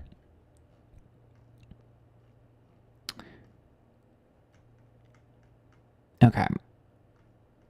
Thank you so much, K-Horn. I appreciate that. Thank you guys. If I missed your thing, I'm sorry. I don't know if I missed anyone. I may have. Oh, I see one. Love your Twitch streams. You were always there when I was down, and you just brighten my day always, and I'm so loving your stream on YouTube. Thoughts on Gemini Sun, Virgo Rising, and Pisces Moon? Thank you, Gigi.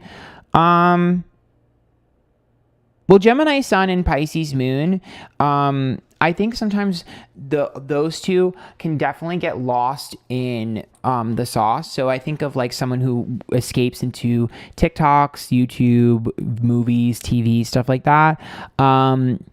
But my one thing with the Virgo rising is sometimes I think you can compare yourself to things that are unattainable a little bit too much. So be easier on yourself and allow yourself to write your own story instead of mimicking another.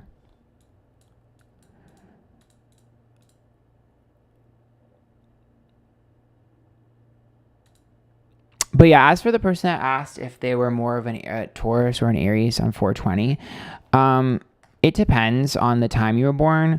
I would be more inclined to think that you'd probably be a little bit more Taurus related, depending on, but it just depends.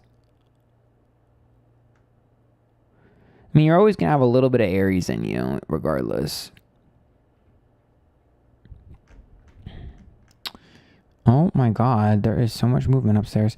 Sun in Sagittarius, Moon in Aries, Rising Libra. Ooh.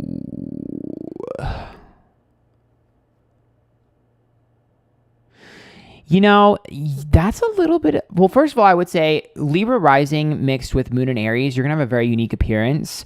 Very, very specific appearance. In fact, I would expect you to have your own, like, style. Especially with Sag. But for me, I would say... I think you're a hard pill for people to swallow. And a lot of people are not going to be able to handle you. But that's a good thing. Because see, all the fire mixed with the Libra, you're going to be like, oh, but I want to be likable, but I want people to like me. I actually think people not liking you is a benefit because you're very, very much yourself. And that's something that intimidates people. That's a good thing. Most successful people are like that. I'm a Sag Sun, Taurus Moon, Scorpio rising with a guy who's a Pisces Sun, Cancer Moon, and Gemini rising. How is this combo? So... Taurus Moon and Cancer Moon are both pretty good together in terms of comfort. I think both of them like to be comfortable and simple and want to be comfortable with the other person. The only issue between those two that I would say is that you guys have to make sure that it doesn't get boring and stale and predictable very quickly. Favorite reading I've ever done? I don't have one. I don't know. I don't have one. Just want to say I just watched your channel recently. I just love you, and you're so awesome, so good at what you do, and seem to be on point. Thank you. Libra Sun, Leo Moon, Aquarius Rising, Scorpio Stellium in the 9th house. Ooh, you have a Stellium in the 9th house? You have a hunger for knowledge that other people probably are confused about. I could see that those 3 placements as making you slightly obsessive about anything that you have like obsessive about hobbies. But I would expect you to be an expert on certain things, like random shit. Doesn't Scorpio Sun, Pisces Moon, Libra Rising? I connect more to my Pisces Moon. Yeah, you should. Well, people are shocked that you're a Scorpio because they think that Scorpios are just evil, but Scorpio is either the antidote or the venom. Scorpios are very nice until you piss them off. So honestly, I just think Pisces and Libra soften the Scorpio energy, but if someone screwed over someone you love, you destroy them. Pisces Sun, Leo Moon, Scorpio Rising. Please reply. You missed it last time. Love you, Aunt. I think that you have a really good imagination. Those 3 together make me think of you creating your own world and living in it, and having your own semblance of what is right or wrong, especially your moral compass. You have a very unique take on life. And for me, I see you as a little bit more of a visionary. Please forgive me for asking or crossing a boundary, but can you please do prior readings? I'm pregnant and homeless and worried about what type of housing I'll have when baby is born. I'm willing to pay like $300 for an hour reading. Aw, sweet leaf. Thank you for the $33.33. First of all, you are way too kind. I really appreciate that. That is so sweet. $300 is a very big amount of money, so thank you. I appreciate that. I can tell you right now, you said you're pregnant and homeless and worried about what type of housing I'll have when baby is born. Save your money. First of all, if you're homeless, the last thing you need to do is purchase a reading. Save your money. I promise you, save your money. My private readings will be available eventually, but there's no reason for you to be stressed out. Here's what I will say. My biggest advice is manifestation. I know it's like probably not like the greatest advice and you probably want something logical, but I'm sure everyone's already told you the logical ways of doing things. So the spiritual way is manifesting. I have, talk in current tense or write it down. I have. And then stop thinking about it. And it'll come to you. But yeah. Yeah. Cancer Sun, Sagittarius Moon, Scorpio Rising. Yeah, you're going to run from your feelings really hard. Really hard. Oh my God. You're going to run from your feelings super hard. You have to make sure that you have an outlet to release your feelings. Something different, whether it's like video games or reading or journaling, for sure. Because sometimes people will feel like you don't allow yourself to feel. And even if you allow yourself to feel, they'll feel like it's not the right way to do it or the right amount. Virgo Sun, Cancer Moon, Cap Rising. I think sometimes other people can feel like it's your way or the highway, and you're a little bit inflexible. So I would say my biggest advice to you is, even if you know that something is wrong, vocalizing why you don't like something or why you don't think something is going to work, do it once and leave it alone. Because all 3 of those are very strong and very sturdy and very like leadership. So sometimes it come across as undermining other people if you're not careful about how you express that. Yeah, I can do a pick a card in like a little bit. Is there any other questions you guys have that aren't like your astrology charts? I'm a Scorpio Sun, Mercury, Venus, Leo Moon Rising, and Aquarius Mars. Thoughts? You missed my super chat last time. Scorpio Sun, Mercury, and Venus. You like people who are intense. You don't like people who are superficial. You don't like surface level. You don't like people who are just, pretty. You want someone who has scars, for sure, especially with the Leo Moon and Rising. You want someone who's very deep and has a lot of scars, and you only are interested in being friends with people who are like that as well. In fact, I would say that you find beauty in the unique and in the damaged. Have you ever heard of Co-Star? Love you, and thank you, Lisa. I have an 8th house stellium. All of your friendships and relationships will be intense. especially with a Pisces sun and moon, you might accidentally connect to people who aren't that great. I think sometimes with those double Pisces, you could have some people in your life that aren't that great just because you like the intensity and the drama.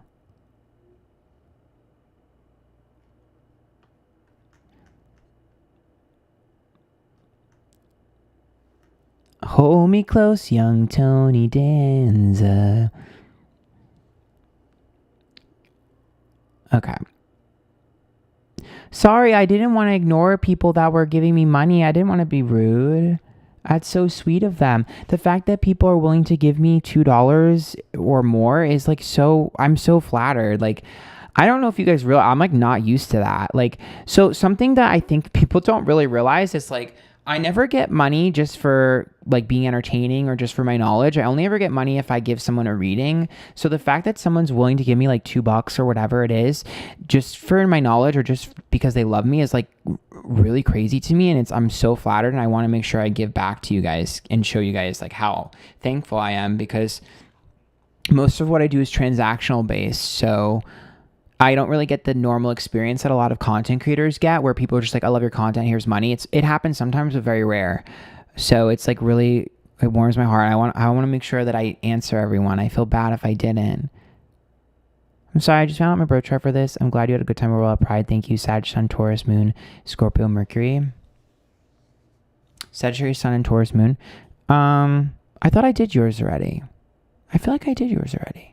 But I will say Scorpio, Mercury, just make sure that you understand that gaining knowledge, sometimes the thirst for knowledge with Scorpio, Mercury, they'll get knowledge however they can. So they can be a little bit sneaky about how they're trying to gain knowledge. So you might be a little bit secretive. Just make sure that you're straightforward with people. Otherwise, they'll feel like you're shady even when you're not. Just because sometimes you want the best outcome. So you'll be a little bit strategic in how you get information before you be honest. How's your mediumship coming along? I haven't had too many experiences lately. You're amazing. Thank you, Lily, for the $20. I appreciate that.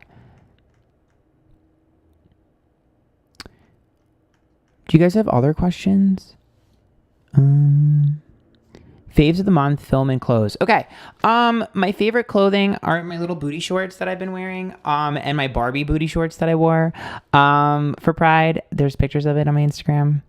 My favorite film, I didn't watch any movies. I don't watch movies very often, but I did just catch up on American Horror Stories, and I really liked the Bloody Mary episode. Although I also really liked the first one, which was, Dollhouse. Yeah. My favorite food, I've been really enjoying, I love that question, chili cheese fries. And as far as alcoholic beverages go, I've just been getting frozen shit because it's too hot. It's 100 degrees every day. In fact, I need to call my friend in a little bit and ask him what we're doing. It's just us. Fuck that. He should be calling me. Fuck that. I'm tired of doing all the work. He's a Pisces. Proud of you. How are you? How are you doing? A lot better than I have been. I'm hungry, though. I need to get food soon. You probably got food without me, too, little bitch. I'm gonna curse him out. I already cursed him out earlier. I cursed him out this week because he pissed me off. I was like, I haven't seen you in a week and a half. What have you been doing? He said, I'm playing RuneScape. Are you fucking kidding me? I was like, are you literally choosing RuneScape over me? He's like, yeah, there are new raids. So I hung up. We love you, at you're a light in this tough world. Thank you, Ev. I appreciate that. What's my love language? Oh, great question.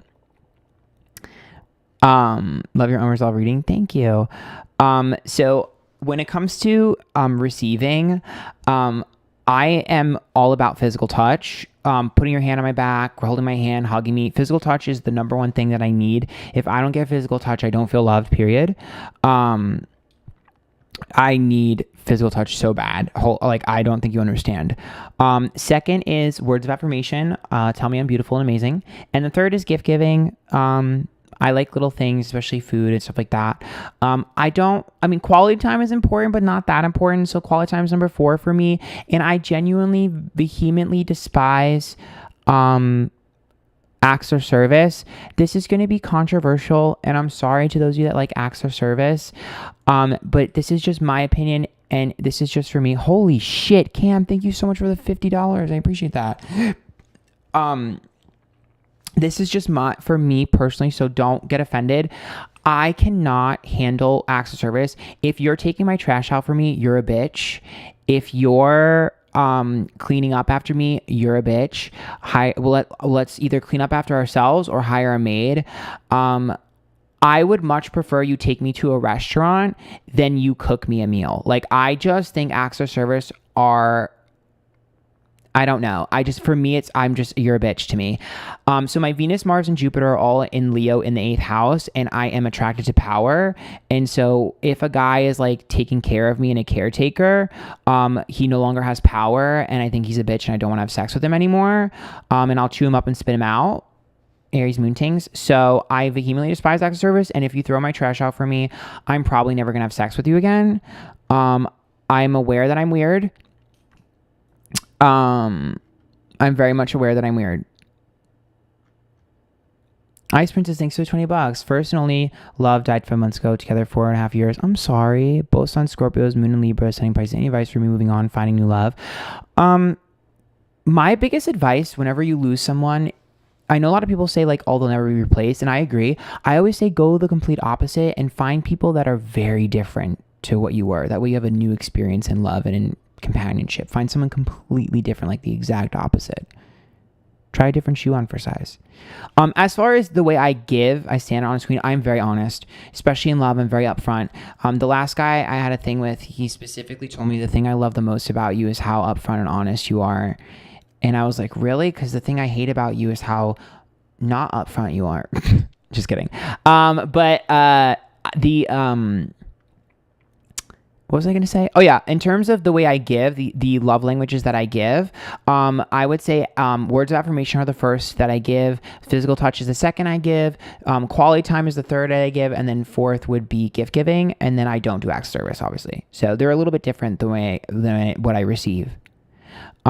As far as it comes to like compatibility and, in relationship, not to make it, too risque in here, but I'll be blunt with you guys.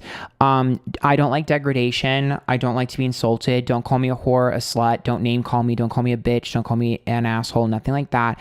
Do not curse at me. Don't yell at me. Don't raise your voice. That's not working for me. I have Venus and Mars and Leo. That's my Venus and Leo. That's not working. I'm not a slut or a whore. Even if I'm in the bedroom with you and we're having sex, if you call me a slut or a whore, I'm smacking the fuck out of you or choking you and leaving. I like to be treated like a king, and I will treat you like a king. So I'm also a little bit selfish in the bedroom, if you couldn't tell. Sorry. And if you smack me, I'm smacking the fuck out of you. I don't know what's with you men thinking that all of us like to be degraded and smacked. Excuse me. I choked someone out once. This guy once fucking smacked me and I grabbed him by the neck and I choked him. He's like, what are you doing? I was like, touch me again and see what happens. I'm not that girl. I am not that girl and I never will be that girl. I'm not that girl. Oh yeah, negging doesn't work for me either. Men love to do that to me to try to like woo me, especially at the bars. I will call them out and say, oh, cute little neg. And they'll be like, what does that mean? I'm like, you know what negging is. No, I'm not doing that. I'm teasing. I'm like, no, there's a difference between teasing and then you negging me. I don't have low self-esteem, so that's not going to work. Sorry, I love myself a little bit too much. Sorry. SpongeBob, thank you for the $10. Cap, Sun, Aries, Moon, Pisces, Rising. Ooh. Have you thought about like... I would say innovation and inventing. Those three placements together, you're very quirky and you'll come up with new ideas and new solutions to old problems. Very inventive and very much an independent thinker. Other people might copy you. Sorry. Yeah, you got the tea here. I'm kind of crazy. The way I'm hollering, not the Aries moon ting, stop. We want the blunt brick truth. I just don't get it. Also, like, can I talk about relationships here? Or are you guys going to get upset? I'm going to talk about it. People on Twitch are going to be like, here he goes. Okay. Can I be honest with worst date you've ever been on? I'm going to answer this. Remind me to answer that. Table it for a second. What was I going to say? Oh my God, wait. Oh my God, fuck, I got distracted. Oh my God, I fucking forgot what I was going to say. Wait, what were we talking about? Oh my God, fuck, men. I know we were talking about men. Fuck. Oh, we were talking about being upfront. I don't like people who do that thing where they're like, I didn't want to text back quick. Go fuck yourself. Okay. I don't understand you guys. I'm going to go on a rant. I'm going on a rant. I don't care. I'm going on a rant. I don't understand people like, I can't respond. I can't respond. First of all, first of all, if you're sitting up there and saying I can't respond to you, have to wait an hour, you're a loser. Okay, you're a loser. You're literally a loser, and I don't care. I'm gonna be in my HRH for a second. You're freaking loser. Like, I literally can't. If you sit there and you have to wait before you respond to someone, you're a loser. Those of us that have Venus and Leo, you should be responding to me immediately. What are you talking about? Like, what? You should be responding to me immediately. Are you kidding me? Why are you not obsessed with me? What's wrong with you? Literally, I had a guy who would never respond to me and never talk to me. And then I would always, like, eventually we'd bump into each other. I'd be like, I don't know why you don't respond. He's like, oh, I was like, this is not good. I just can't. I'm sorry. It's just like, I don't know. I think it's embarrassing when you don't respond to me. I don't feel bad about me. I feel bad about you because I'm like, what did I do? Nothing. I'm fun and cool. You're the one that's being like, I can't text you. I'm like, that's on you. Don't project that on me. Like, you know what I mean? Like, that shit pisses me off. Anyways, what was I saying? Oh yeah. I also don't care about double or triple texting. If I have to keep double texting someone, eventually I'll stop doing it. Not because I feel embarrassed, because I have no shame. I don't really give a fuck, and I don't care about rejection. So I don't really give a shit if like, it's like, oh, I keep on doing it. It's more just like, you're not putting any effort and I'm bored. Gemini energy. It's like, I'm bored. So I'm not doing this anymore. I'm also 31 years old. So it's like, for me, I'm 31. If you're like, I can't double text, or like, oh my God, like I have to wait to text them, I just think it's cringe. It's like, if you're 18, okay. If you're like 22, okay. But if you're anywhere from 24 and up and you act like that, I'm just like, can you grow up, please? Like, it doesn't make any sense to me. And like, on top of the fact that it's like, can you just answer? It's not that serious. Like, also, I'm a Gemini with an Aries moon. So like, I'm hot and cold. I'm not going to fall in love with you. In fact, it takes me a very long time. Like, this is an issue I have. I have a really hard time falling in love. Like, it takes me a very long time. Guys get scared that you're going to fall in love with them really quick. And that's why they're like, I don't want to text you very often. And I'm like, I'm sorry, but like, it takes me a very long time to fall in love with someone. And honestly, 9 times out of 10, the next day I wake up, I'm like a human Etch-a-Sketch, and I shake my head and I forget what I was talking about. And I also have issues with object permanence. I don't have ADHD, but I definitely have issues with object permanence. And if you're not texting me, then I forget you exist. So it's like, I don't understand. You know what I mean? Worst date I've ever been on. I will tell a story. So I went on a date with this guy. He worked at Apple. He had just moved here to Austin. I don't give a fuck. Spill the tea. I don't care. I'm literally spilling tea. I don't care. So he had just moved to Austin, and I go on the date. Love everything you do, Gemini. Here you girly. Thank you, Gracie, for the $10. I appreciate that. So I go on the date, and I'm sitting down, and we're at dinner, and he asked me what I do for a living. I tell him whatever. We're talking whatever. He tells me, hey, have you ever been on a date with a doctor before? And I said, no.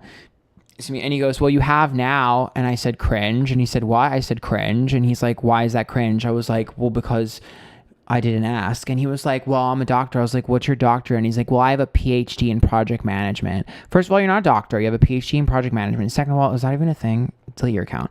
So I was like, oh, cool. Like, now I'm already annoyed. First of all, he was an Aquarius. So we're just going to get that off the bat. I'm already annoyed. He's an Aquarius. So I was just like, whatever. It's fine. I only went on this date with him because he was like 6'2". It's whatever. So I'm sitting there on the date, and now I'm like annoyed and bored. And he goes, I just bought a house. I was like, what? He's like, yeah. I was like, didn't you just say you got an apartment? He's like, yeah, I just moved into my apartment and I have an assistant. Isn't that cool? And I was like, no. And he was like, again, I have issues with being too blunt. So like, maybe I was a bitch, but I just was honest. No, I don't think that's cool. But anyways, so he's like, yeah, my assistant just decorated my apartment, but I'm getting a house too. I was like, okay, cool. And he's like, yeah, I'm getting a 5-bedroom house. And I was like, oh, okay. Why? And he's like, what do you mean why? I'm like, why do you need 5 bedrooms? You're one person. I have an ENTP personality, if you're asking me. I was like, why you have 5 bedrooms if you're your own person? He goes, well, 1 bedroom for me, 1 bedroom for you, and 1 bedroom for our future kids. And I went, are you dead serious? And he's like, yeah, I'm dead serious. I was like, you're joking. He's like, no, I'm serious. Like, you can move in. This guy was dead serious, like literally dead serious. And I was like, are you fucking kidding me?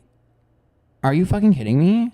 I have a Gemini sun, Aries moon, Saturn ascendant. I was like, are you fucking kidding me? And Venus, Mars, and Jupiter in Leo. Okay. In the 8th house. So it's like, are you fucking kidding me? And my Gemini Mercury in the 6th house. So I'm like, are you fucking kidding me? So now I'm like sitting there and I'm like, okay, this guy's weird. He pulls up my YouTube channel.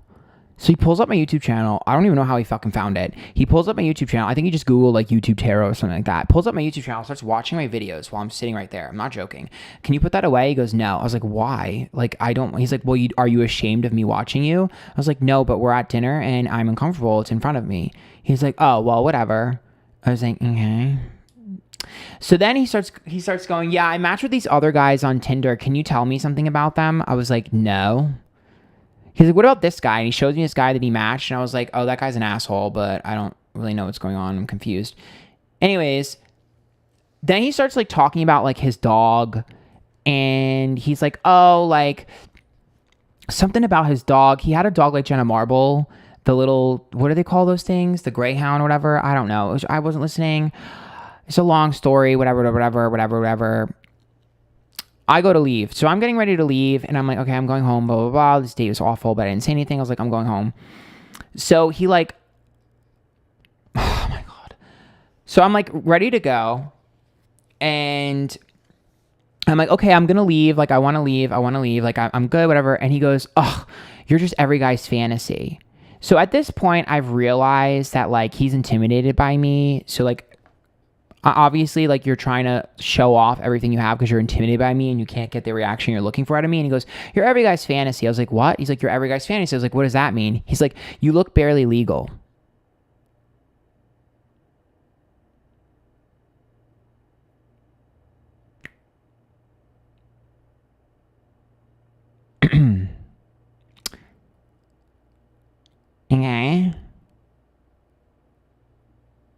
Okay. So at that point, I was like, I need to run. So I was like, oh my God, I can't believe this man just said that out loud. I can't believe he's fetishizing me. So for those of you that don't know, I've looked young my whole life. So I looked 16 when I was 24. I've always looked young. My biggest fear, because this happens to me very often, is I shouldn't say most. A lot of men that are into me because I look young, unfortunately. So I have a little bit of trauma about that because it's happened way more often than I would like. And so sometimes I get very nervous that the guys that like me only like me because I look really young. This is a big problem. There's a bug. I'm trying to get it. Like, it's a big problem in my life. And it's something that people don't really talk about or know about. And I think sometimes it might shock them. So yeah, it's very scary for me sometimes. Anyways, so he says that and I'm kind of like freaking the fuck out. And so, oh my God, we have these little gnats. And it's because of the ice cream from earlier. They're like, and the lights, they're like attacking me right now. Anyways, so I'm ready to leave. So I'm like, all right, I'm gonna leave. So I get up, obviously I'm uncomfortable. And he's like, oh, like hug me goodbye. And I was like, oh, so I hug him goodbye and he like kind of like air humps me when I'm leaving. It's cringe. And he's like, let me walk you out. And I was like, no, I'm good. He's like, let me walk you out. Fine. So he's walking me out and I look at him. I was like, wait, you said you worked at Apple? And he's like, yeah. I was like, wait, you just moved here and you're just in charge of a new thing, right? He's like, yeah, they moved me here because I'm in charge of one section of her. And I go, can I ask you a question? He's like, yeah. I was like, is one of the guys on your team 6'6"? And he's like, yeah, actually he is. And I went, oh. He's like, why? I was like, no reason. And he's like, oh, really? I was like, yeah, no reason. No, nothing. He's like, why? Do you know him? I was like, kind of. But he's a dickhead. And he's like, oh, okay. Yeah, I don't really know him very well, but I don't care about him. I was like, okay. I leave. That was my worst date ever. But it gets worse. First of all, that guy that I asked about, the 6'6" guy, I had gone on a date with the week before. I went on a date with him the week before. So I went on a date with a guy, then I went on a date with his boss the week after without realizing it, okay? So the guy that I got on a date with before, I only went on a date with him because he was 6'6". I was not physically attracted to him, but he was 6'6", so I went on a date with him. We walked into the boba shop. An old woman clutched her pearls because he was behind me and he's super tall. And we sit down at the fucking boba shop, and the first words out of his mouth, and he was a Taurus, the first words out of his mouth were, and I quote, don't say the word, can I curse on here? Don't say the word see you next Tuesday. I don't know if I can say that word or not. He's like, don't say that word. I don't like that word. I don't know about you guys, but that would have never flown out of my mouth on a first date. But now in my head, all I'm thinking of is the C word, and that's all I want to say. Like every 5 minutes, that's all I want to throw out of my mouth. It's all I want to do is call him that because you just told me not to do something, so now I want to do it. I have an Aries moon, typical Taurus behavior. And then the second word out of his mouth is also, by the way, I really like to dress up in different things, and I like to get different styles of clothing. I just lost all of my friends because they said I'm culture appropriating, but I don't believe in culture appropriation, and I think that shit is stupid. That was the second sentence out of his mouth. So as you can imagine, that date was pretty shit. Flash forward, I matched with a third guy, a year later. I matched with a third guy that also works at Apple, that also knows the guy that I went on a date with, that is also on his team. So that was cringe, and I blocked him. I literally specifically asked if he worked for the whatever. I remember the team, so I asked, and he said yes, and I blocked him before I could even go on a date with him. And then after that, I matched on Tinder with the same guy from the first story. I'm rematched with that guy because I wanted to see if he remembered me, and he did not remember me. And I made a TikTok about this. He did not remember me. He did not remember me. So he started to pretend to be bisexual in the app. And I was like, you're not bisexual. I know you're not bisexual. You have a dog. I know who you are. He's like, no, I'm bisexual. I'm not with men. I'm like, you're literally not bisexual. You're gay. This is what you do. And he was like, how do you know all this? I was like, we went on a date, you loser. So that's my worst Tinder story, but it's also connected to like 3 other Tinder dates. I'm calling Apple customer support for secondhand cringe. When I see someone works for Apple, it's immediate like nerves for me because I'm just like, I've had such a bad experience. So I think he still works. I'm pretty sure they all work there, honestly. He didn't remember you? No, he did not. Which was funny to me. I trolled him for a little bit. Oh yeah, by the way, guys, I have memberships available now. So if you want to be a member of the Antphrodite, $4.99 a month. There's a button down below that says join. You know what I would love to see? I'm going through all the cards and what you think when you see them. What? I have really bad dating experiences. So I went on a date with a guy, and the first one of the things that he told me was that I dress like a YouTuber. I still don't know what that means. He also told me that I need to date someone who has expectations, and he needs to date someone who doesn't have expectations. And I still don't really know what that means. And the reason he said that is because he asked me if I had a good time on the date. And I said, I don't know, you kept walking away from me and not spending any time with me. And he's like, oh, did I? I was like, yeah. And he's like, well, is there anything you would have liked? I was like, I mean, you could have held my hand. And then he told me, well, you should date someone who has expectations and I should date someone with no expectations. I still don't know what that means. To this day, I don't know what was wrong with him or what that means. He also lied to me and told me he was 6 foot when he was actually 5'9". But the only reason I went along with the date is because even though he was too short, he had a very fat ass and I was mesmerized by it. I'm not gonna lie. He had one of the fattest asses I've ever seen in my life. I actually saw him at the bar a couple months ago and he tried to talk to me, but I turned around and walked away from him because he was so rude to me. But he was dressed in a suit, which was cringe to me. But if he tried again and he caught me at the right time, I'd probably talk to him just because his ass was so fat. I dream of it.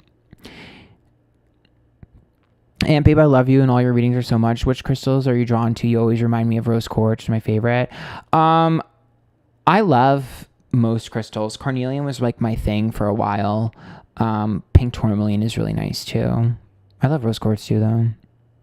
Holy hands and expectation. The fuck, people are so strange. Yeah, I also went on a date one time with a Pisces and we were walking around and he goes, oh, do you recognize that spot over there? And I was like, no, what is? He's like, it's the first time we kissed. And then he kissed me, which was super cute. But to make a long story short, we ended up hooking up and, well, I shouldn't say we ended up hooking up. He ended up, I don't even want to talk about it. Girl, he had a good time. I don't know what he was doing or what was going on. I was just sitting there. It's just a long story. Anyways, he basically whatevered, not to be inappropriate, but he whatevered. And I don't know what was going on because I was like, I literally just kissed you. I'm very confused. Anyways, to make a long story short, After he has babies all over him, basically, I'm literally sitting there like, big boobs. Like, I'm like, what is this? So like now I want to run because I'm like, I gotta get out of here. This guy's crazy. And he turns to me and goes, how do you feel about children? And I went, they're all over you right now. Your children are all over you right now. And he's like, yeah, but how do you feel about them? And I was like, very confused. First date, very confused. Anyways, I've had nothing but terrible dates, you guys. Like, I have so many stories. I still don't understand what happened on that date. That guy, like, I don't understand. I'm not going to go into details, but we did not have sex. So I don't know what the fuck was going on with him or how that happened. No idea how that happened.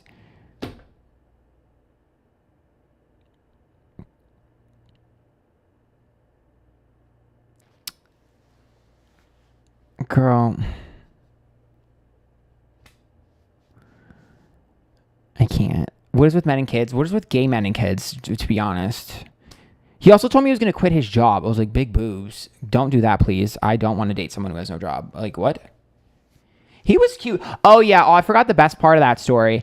Oh, my God. He told me, he goes, you never complimented my abs. I said, excuse me? And he goes, you never complimented my abs. And I was like, well, I couldn't see them because you're full of hair. So you're so hairy, I can't see them. He's like, oh, you're right. I should shave. He actually said to me, and I quote, you never complimented my abs. Bro, what? The fuck is wrong with you? His body was really nice. I liked his ass more than his abs, though.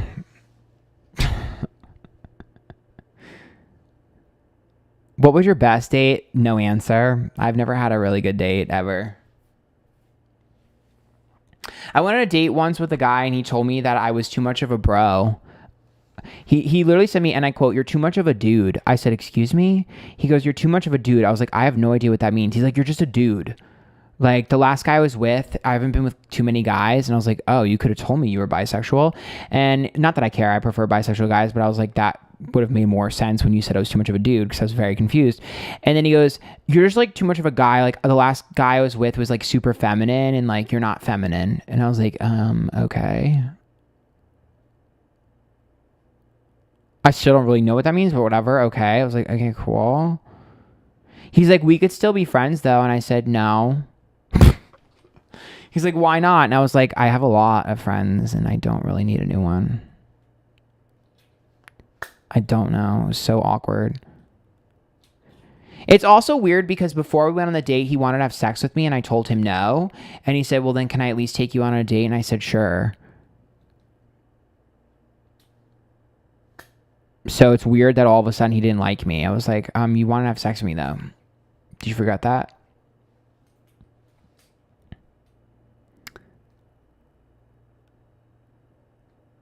I don't understand. My dates are the worst. I told you, I have so many stories. I went on like 400 dates in January. I went on so many dates in January, and then I haven't gone on a date. Actually, I went on one date. I went on one date that actually was nice. It was a nice date. It wasn't like amazing, but it was a cute little date. But he was from out of town, so it wasn't like he lived here. You're too independent and dominant. That's basically what he meant, yeah. You're bi? No, he was.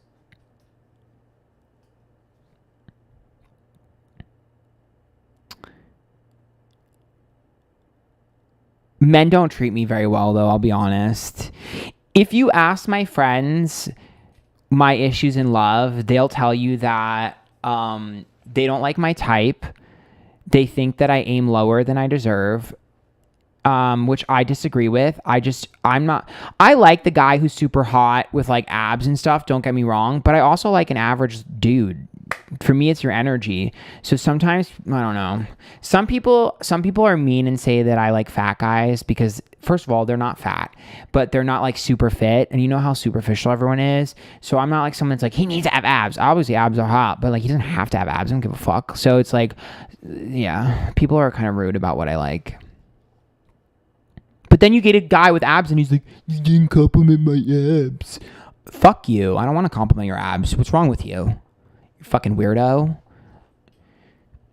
Excuse me, what is your type? Tall and blonde.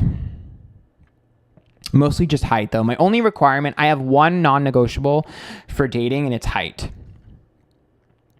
My one non-negotiable with dating is height. That's it. Everything else is negotiable, but I do have a preference for blondes. You don't just give yourself enough credit. Well, thank you. I'm a Virgo rising, Taurus, Sun, and Capricorn moon. Any insight about all this earth? Anything else you want to tell me? Structure is very important and planning is very important, but there's a certain je ne sais quoi about spontaneity, and I think having people who are fiery around you might benefit you more than you realize. They might teach you something you don't already know or can't learn on your own. I like all different types of body types. I just like tall. How tall am I? 5'9". Style-wise, you have a type. So if we talk about my type in terms of the guys I've been with or the guys I gravitate towards, if I were to describe my perfect man, I'm going to get ready and prepare myself. Those on Twitch or who've been on my Twitch are going to laugh right now, but those of you that have never learned this about me, you're about to learn a lot about me. My type of guy is a guy who his dad owns a yacht. He is a product of nepotism. He's a bit like uppity and pretentious. He's kind of spoiled. He has Peter Pan syndrome. He like hires people to do things that he doesn't want to do. He wears like board shorts. It's very that. Like, he's a little pretentious.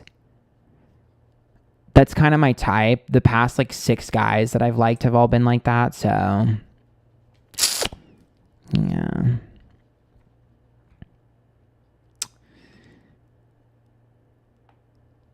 What celebrity is closest to your type? My celebrity crush is Logan Paul, which is kind of funny. The last reading I did on him, not last reading, a couple of readings that I did on him, I hated him.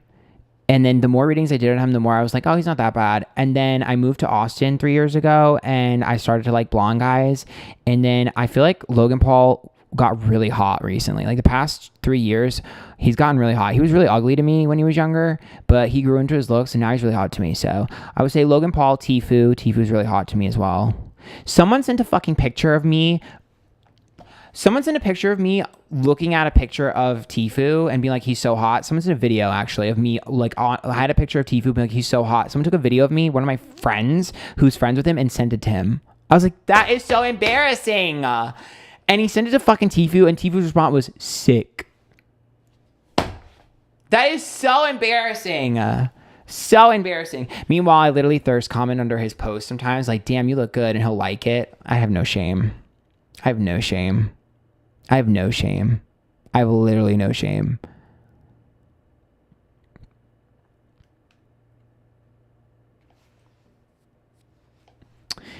I made out with a guy a couple of weeks ago who looked like Tfue and Logan Paul mixed together. He was so hot. Oh my God, he was so hot. If I could find a gay version of them, I'd be so happy. Because that's one thing. I don't really like straight men. They're disgusting and don't know how to have sex. I'm not interested. I'm sorry. Straight men are boring. Bye. I want a gay version. I'm not a straight chaser. Sorry. I'm just not. It's just not interesting to me. You're boring. I'm selfish and they're selfish. It doesn't work. I only like guys who are pleasers. Sorry. Because I'm like, what am I going to do? All the work for you? Get the fuck out of here. No, you're doing all the work on me. I'm not doing any of the work. Are you kidding me? Get the fuck out. No. What's your background? I don't know what that means.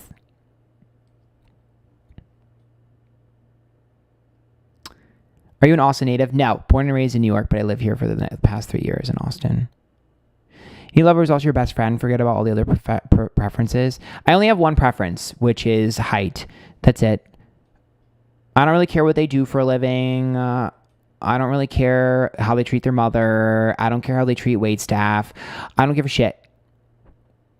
I don't care. As long as they're tall. Everything else is negotiable. Are we sure that Logan's straight? I think he's like 99.9% straight. I feel like he'd suck a dick at some point, but that doesn't count. I'm an Italian New Yorker at heart, so I'm Italian.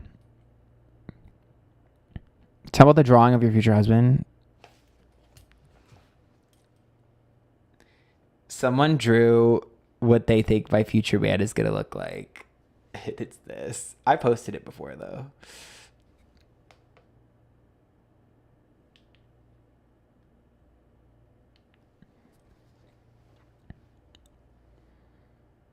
Should I show them the guy that I had made out with that it was like my perfect type?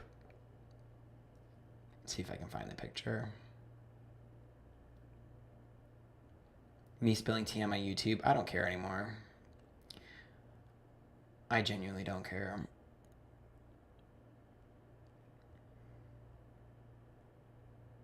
Oop, can't share that. That is tea, honey.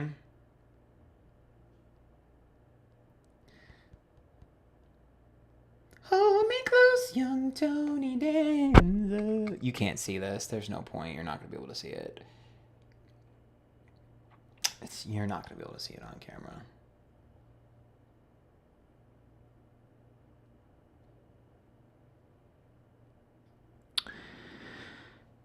Show us. You can't see it. Logan Paul has had bi experiences. Me when I lie. Tall and blonde. I mean, he doesn't have to be blonde. I just have a preference for blondes, but he has to be tall. It is dangerous. Someone knows you like them, they get a huge ego boost, but unfortunately, that's what I do. I put men on a pedestal.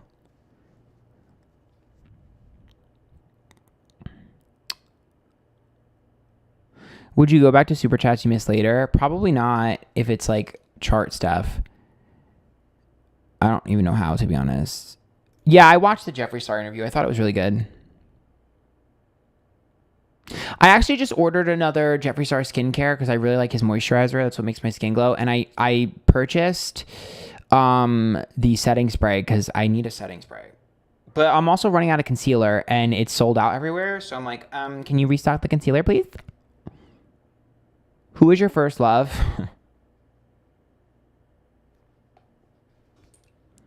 Britney Spears.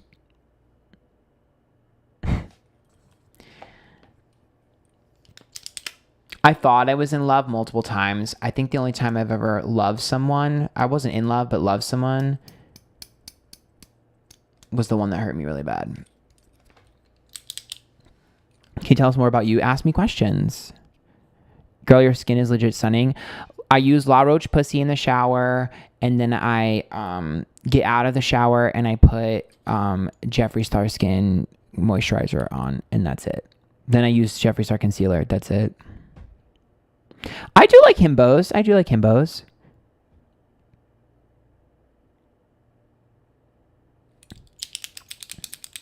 Hold me close, young Tony Danza.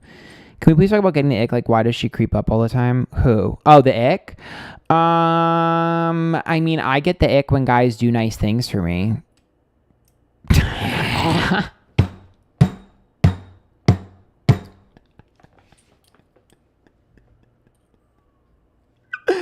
If a guy buys me food, though, I like really get turned on. Like if he just shows up with McDonald's or something or like a donut, I'm like, marry me. I'm very easy to please.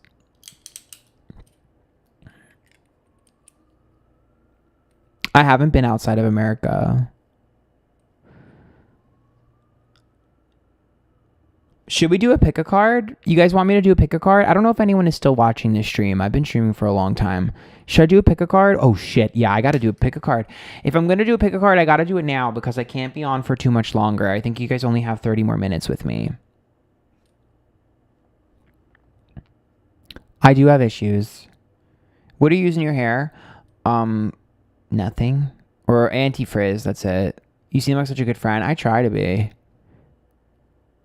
Girl, that's acts of service. And no, it's a gift. That's a gift giving. That's a gift giving. They gave me a gift of ice cream. Acts of service is if they're doing something for me. But giving me something? Baby, give me that gift. Ow! Bitch, because if I come home and they do my don't do my laundry, don't clean up my garbage, don't fix the faucet for me. I told you guys, if a guy is like, oh, I'm going to cook you the best meal ever. If the guy's like, I'm taking you out to a 5-star restaurant. Yes! I'm sorry to the girls that like when their men cook for them. I love food. I'll eat your food, but I'm more inclined to want to have sex with you if you took me out than if you made it. Sorry. I'll probably still have sex with you if you made me the food, but I'm going to be honest, I'd be more turned on if you took me out to a nice restaurant. It's very sexy to me. It's like, look, we get to get like dressed. It's the Leo energy. I'm just like, ooh, we get to like dress up and look hot. And like everyone in the room can look and be like, ooh, who's that bitch? I'm like, yeah, that's my bitch. You mad? I don't know. I like it. I got mental issues. You're so right. I definitely need some fire in my life, and I'm definitely not spontaneous. Thanks to read and keep shining amazing. Thank you. Baby animals, thank you as well for $3. My worst nightmare is dating someone who we watch movies every day and stay in on the weekends. I think I'd be really well inclined to date like a finance bro, if I could find a gay finance bro, just because like, for me, my dream relationship is like we go out to dinners, we mingle with you, like your friends and your business partners, and like we go to fancy restaurants and we go to fancy parties, and you and I are the entertaining couple who's kind of crazy and wild and always has a good time, and I'm shaking my ass on the table when we're all drunk. Like, I want to be the fun couple. I don't want to be like the boring serious couple. I'm just not that girl. And like, I don't want to sit at home all day. I don't like sitting at home by myself. I hate it. And I don't like a movie night every once in a while is fine, but like, I just don't like that. Actually, fun fact, I've never had a guy pay. I always pay. I'm always the one paying. I'm a divine masculine. If that you didn't figure that out, I'm a divine masculine. So most of the time, that's why I like men that are a little bit of like a bitch. Like, I don't know. It's kind of hot. I'm like, oh, you're like a little bitch. I kind of like it. It's hot. So yeah, I usually end up with divine feminine men. Yeah, I always like my non-existent here. You'll be very active in the future, in particular traveling. I mean, traveling is fine, I guess. It's not my favorite, though. But whatever. Would you share your man, or are you possessive? Am I possessive? First of all, no. Before I just pick a card, I have an attitude. First of all, if you're not possessive over me, you don't want me. That's number one. Number two, the more possessive you are, the more turned on. This is my issue, and I posted a clip recently about this. You don't want me. I know you don't want me. So I don't want you. Now that I don't want you, you want me. But I don't want you, so you're not getting me. But you also don't want other people to want me. So now that you don't want other people to want me, that's kind of hot because you're being possessive. Now I want you. Even though I don't want you, but now I want you because you don't want other people to want me. Every man that I've ever been with doesn't want me, but doesn't want anyone else to have me. That is hot. I have issues. I love that. I love that. I love that. I love that. Polytheism, or whatever the fuck it's called, polyamorous, not my thing. I will literally destroy. So I cannot handle polyamory. No, I'm a one-track minded person. If I'm really into someone, no one else exists. You can ask my friends. They're tired of it because once I fall victim to a guy, that's all that matters. I am very one-track minded. It's like, I like this person. I like this person. No one else exists. I don't understand people who are any other way. I don't get it, but whatever, it's fine. Different strokes for different folks. But I'm very territorial. I do not get jealous. No offense. There is no one better than me. I don't feel like anyone is better than me. If you're with someone else, you downgraded, period. I'm not insecure about that. However, that's my toy. Get off of it. I don't like that. I don't want to share that. That's mine. And I also like men that piss on their tree. So I'm usually the tree that they pissed on. Skinny. And if someone else is talking to me and they're getting upset, it turns me on because I'm like, absolutely. Absolutely. This is their territory. I'm their territory. I like territorial men because I'm territorial. So it's fucked up and it's not good, but I like territorial and possessive men. I also really like men that are jealous as well, but whatever. I'm not jealous, but I like men that are jealous. It's a problem, but it's fine. It's whatever. I have too much Leo in me. I'm sorry. It's just very sexy to me. It's very sexy to me. It's like really sexy. I'm like, skinny.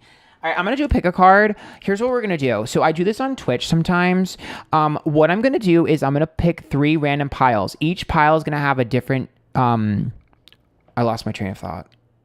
Each pile, big boobs. Each pile is going to have a different general message.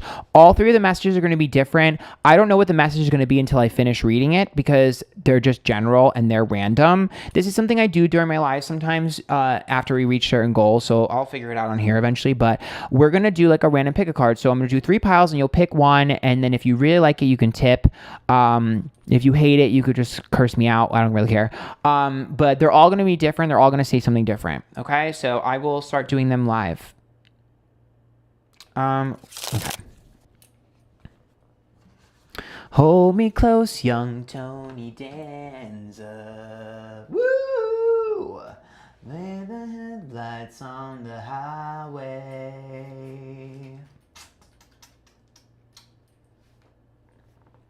Are you guys excited? Why do you keep saying big boobs, Tourette's? It's a Nicki Minajism.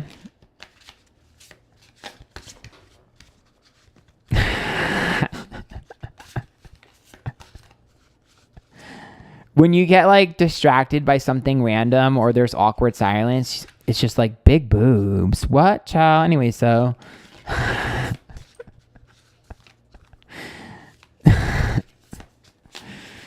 because she's doing a live stream and she's talking about something in the middle of talking, she sees someone say big boobs. So she just gets distracted in the middle of what she's saying and goes big boobs. So every time I get distracted by something random, I just go big boobs. Period, Nikki Stan, period, get the bitch, period. Your wisdom helped me grow, so here's my tip. Thank you, Kim. Thank you for the $2.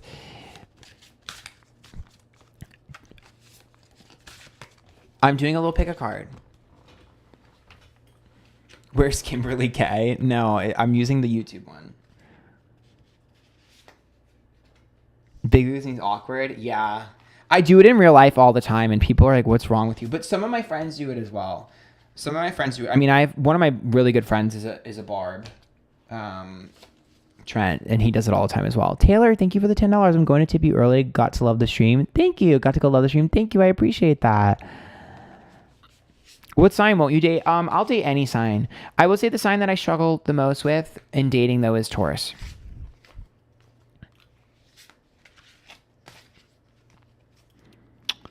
By the way, guys, make sure you join the memberships if you haven't. $4.99 a month. It's the join button down below.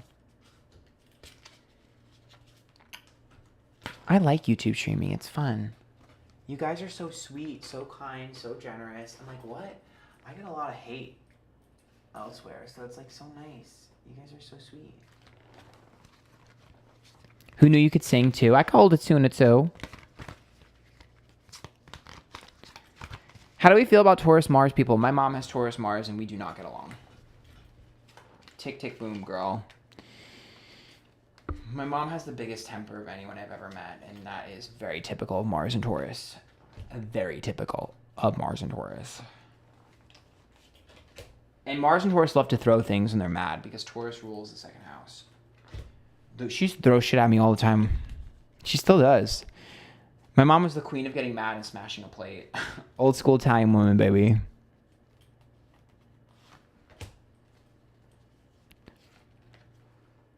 Oh my God, Cam, thank you. Welcome to the Stanfordites.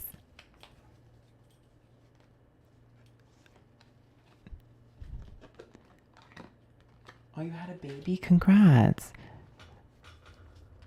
Taurus people are bomb. I think Taurus women are so fun and entertaining, but dating a Taurus man is a nightmare for me. I'm open to it, but like, good luck. We're probably not going to get along. I'll try, but we're probably not going to get along.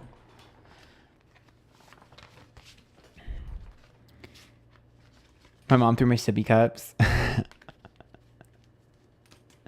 Love your videos, your energy. Megan, thank you so much for the $5. I appreciate that.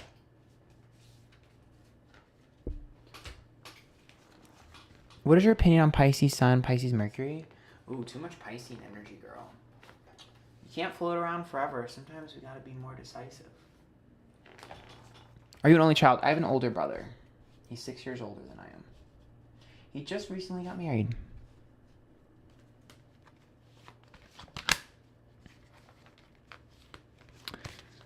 Do you think you're issue with Taurus or Aries moon? Probably. My Aries moon causes me more problems than anything in my life, honestly. 10 years? What's 10 years?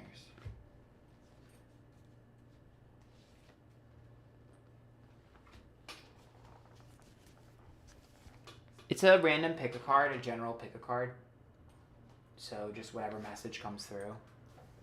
Fuck, what was I gonna do? Oh yeah, the Britney cards. Favorite deck? I don't think I have one. My sister passed away. I'm sorry. Do you get along with your brother? He's a Gemini as well, but he has a Libra moon and I have an Aries moon. We're polar opposites. And him and I are completely different people. We're literally polar opposite personalities. He's an introvert. I'm an extrovert. Like, we are completely opposite. Like, down to the way we express ourselves, me and my brother are absolute polar opposites. We have almost nothing in common. And we're 6 years apart, so...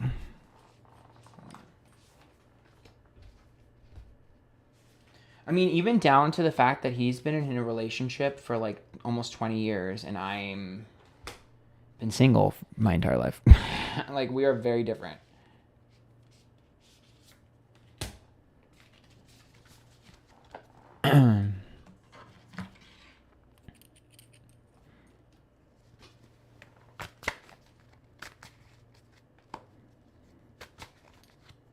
Watch from Houston, Texas. Well, hello from Austin, Texas.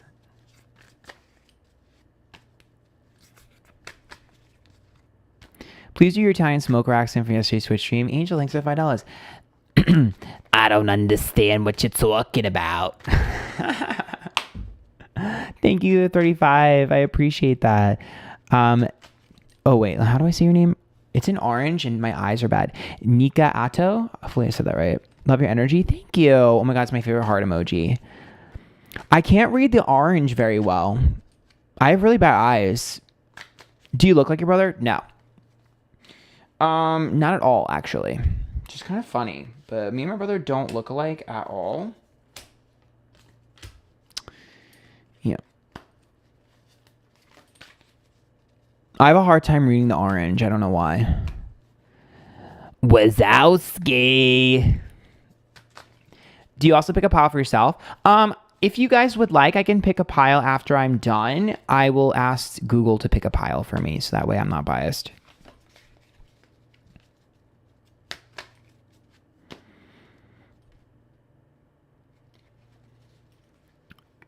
You remind me of my Aquarius daughter.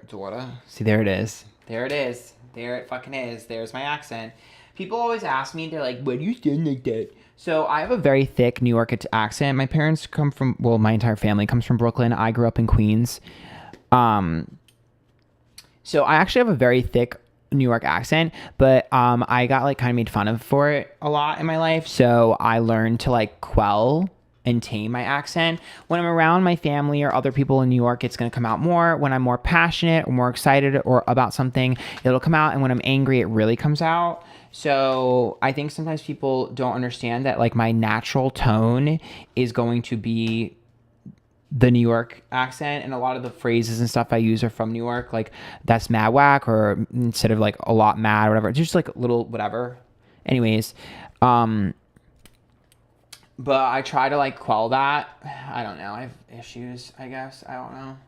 So sometimes people are shocked. It's like, what the fuck? And I'm like, that's like how I normally am. But I just try to make sure I don't sound like shit. Especially because like I used to get made fun of when I was younger a lot for how I spoke and how I looked, because I was like fat. And they used to call me ugly and ghetto and shit. So it's like, I don't know. I was bullied tremendously. I was bullied a lot, actually. Like, I've probably been in more fist fights than probably most of you in here, to be honest, combined. Like, I used to get jumped almost every day. Yeah. One day I'll go into that on YouTube. I've talked about it on Twitch, but I had to learn how to fight when I was younger, for sure. There's plenty of stories. I mean, some of people's, oh my God, I'll give you an example of my upbringing. So for those of you that get it, you get it. If you don't, you don't. I'll give you an example of my upbringing. I'm going to age myself here, but The Corpse Bride, I went to see The Corpse Bride when it came out in theaters. And I went with like two other friends at the time. So we get to the movie theater, and this guy at the top of the steps of the movie theater turns to us, pulls out a knife and goes, "I'm going to stick you." And I looked at him with my two friends and we started laughing. We're like, if you were going to stick us, you would have done it already. And then we walked inside. So looking back on that situation, I was way too young to be unfazed by that, which means I was desensitized to things like that at a young age. And the reason, I mean, I was not wrong. If he was going to do it, he would have did it already. Yeah, I've told the story before. So it's like, that should just give you kind of like a little bit of a backstory of like what my upbringing was like. Like that was not uncommon. Back in the day, a lot of the gangs hung out at the movie theaters. So there was a ton of gang activity in the movie theaters. So yeah. Life was much different before the internet, you guys.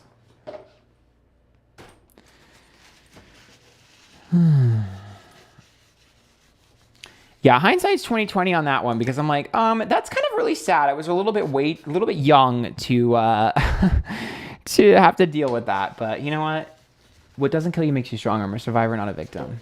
And that was a long time ago. You got to remember, I'm 31 now. I've healed all that trauma. I've gone to therapy. I'm good now. Okay. I'm trying to make sure I have everything for this pick a card. Oh, I know what I need to do.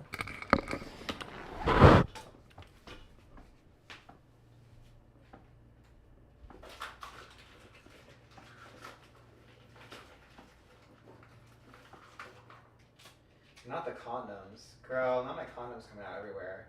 Bitch, I don't use them because I don't have sex. So I always have way too many condoms.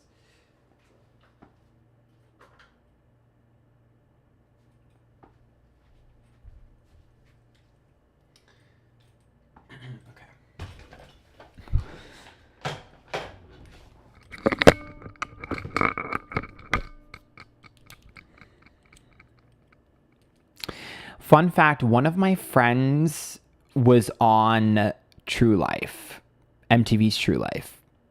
It's one of the first few seasons. I am not going to tell you which one it is, but I will tell you now that if this aired now, cancel is an understatement. Their lives would be destroyed if it were to air now because it was so fucked up that their lives would be destroyed. And it is actually one of the most iconic episodes. So yeah, she was actually my best friend at the time. And she spread a rumor. I was out of school for a week and she spread a rumor that I went to American Idol and I made it. And that's why I was gone. And her mom was a crackhead. So anyways, allegedly. Oh my God, allegedly. Sorry. Big boobs. Okay. Lorraine, thank you for the $20. I appreciate that. I spilled way too much tea. I spilled way too much tea on here. This is why I don't do I didn't want to start doing lives on YouTube because y'all don't understand. Like I just be talking. Once you get me talking, I don't stop. Are you neat or messy? Oh, I'm pretty neat. I mean, I'm not like super anally neat, but I'm not messy. Maybe slightly disorganized, but I don't like have shit thrown everywhere. That's my roommate. Don't get me started.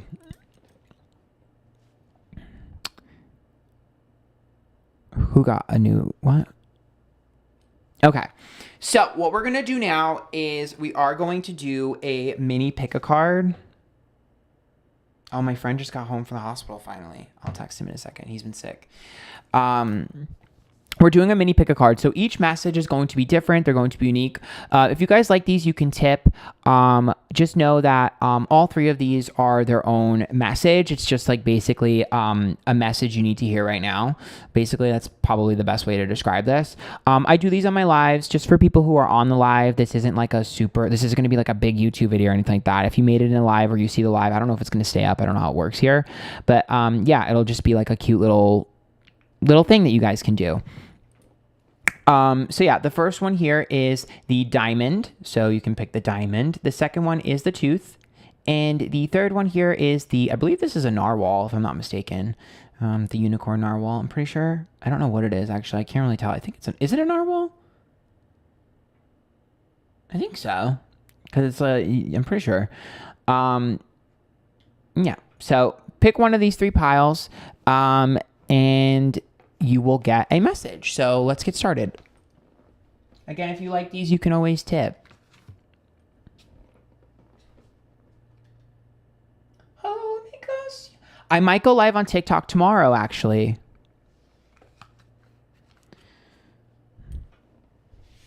I'll probably be drunk tomorrow. Okay, so pile number one, if you pick pile number one, remember if you like these, you can tip.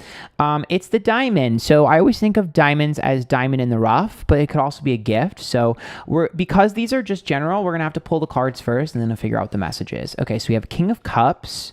Ooh, Ace of Wands, Return of the Old. What is this? Page of Wands. Oh, okay, cute. So first message here is someone said they were going to do something and never did it. Someone didn't follow through with a plan. Someone didn't follow through with something that they were supposed to. It's coming back around. They're coming back around and they're going to finally do what they said they were supposed to do. So this person is finally going to do something that they told you they were going to do and didn't do. Ooh, come on, Britney, womanizer. Toxic. The badass. Ooh, wait, why am I seeing, but that's womanizer. Neptune is illusion. Triumph of lies. Oh, you're not going to be happy about this. Okay, so this person is going to try to either give you a gift on top of the fact that they're going to try to do something nice to you because they're going to try to win you back over. You are going to be kind of rude to them because you're pissed. The Triumph of Lies says that you feel like this person is a liar. They give the same spiel to everyone. Now, this could be a romance, ex-romance. It could be a best friend or a friend, a family member. It doesn't matter who it is. All it is you feel like this person has the same song and dance. The Neptune card feels like this is an illusion. It's a game. The Triumph of Lies, like you're a liar. You don't tell the truth. And I think you guys have kind of been put in your villain arc because of this. Like this person has pissed you off to the point where you kind of feel like the bad guy, even though you weren't the bad guy. So this is your villain arc, villain origin story. Again, we have the dark moon here, growing up, introspection, knowing thyself. It seems like you are just not going to fall for the same old. Little boy blue. Yep. Dreams come true. Return of the soul. This person definitely has some sort of trauma. Now this could be a trauma bond, but I think they just have some sort of trauma that's very similar to trauma that you've had and you've worked on yourself and healed it and they haven't. This person might have caused you trauma that you've healed. Okay. We have Witch's Hat power and Witch's Cottage security. Interesting. So you want something that's secure and stable. You don't want this person to come in and out of your life and you feel like they're inconsistent and they're unstable. You feel like you understand their motives now. You understand what they do. You've got their pattern down and you feel like this is their pattern. But I want to see some clarification to see if this is actually their pattern or if they're changing. So I'm going to pull from this deck real quick because I want clarification. Is this their pattern? Is this their pattern?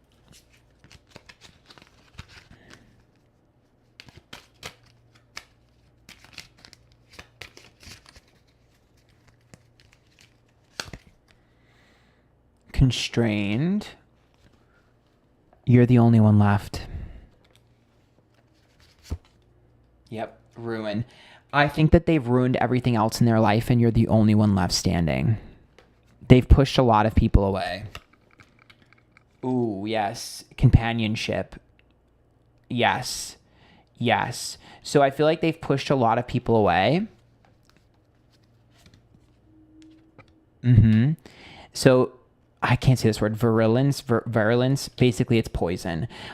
This person, unfortunately, has been very mean to a lot of people and have hurt a lot of people. I think I've hurt you too. You're their last option and their last resort, but I want to see do they actually have remorse? Are they actually changing?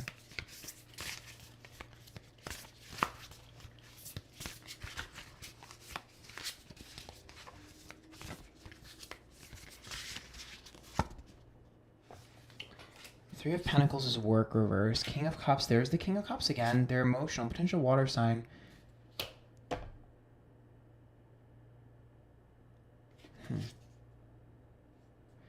So the Ten of Pentacles is reverse. They don't know how. They don't know how. They know that being around you makes them feel good. They know that being around you would be like the best thing to happen to them. Either you'd be a best friend to them or the best lover. The Six of Swords says that they want to change, but the Five of Swords says they don't know how. And the Ten of Pentacles being reversed says this is just something they've done their whole life. And the Three of Pentacles is like, I don't even know where to put work into. So let me see if there's something you can do to help.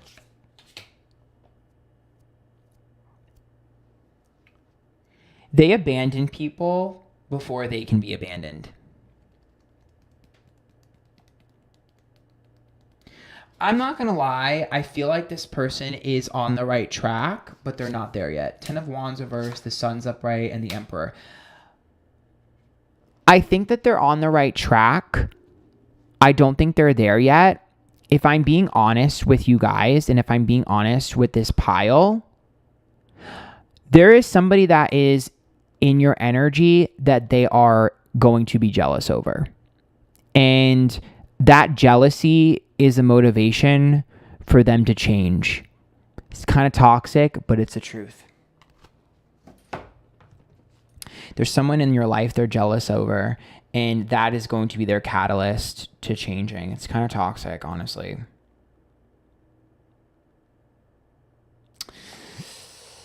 Ooh, it's Jessica Simpson's Sweetest Sin. I mean, that song is literally, oh, fuck, that's like verbatim what I just said, which is like this person kind of not the greatest, but they were a really, really, really good taste in your mouth for a while. Okay, Camila Cabello, I have questions. One, this song is very underrated. I don't really like her that much, but this song is very underrated.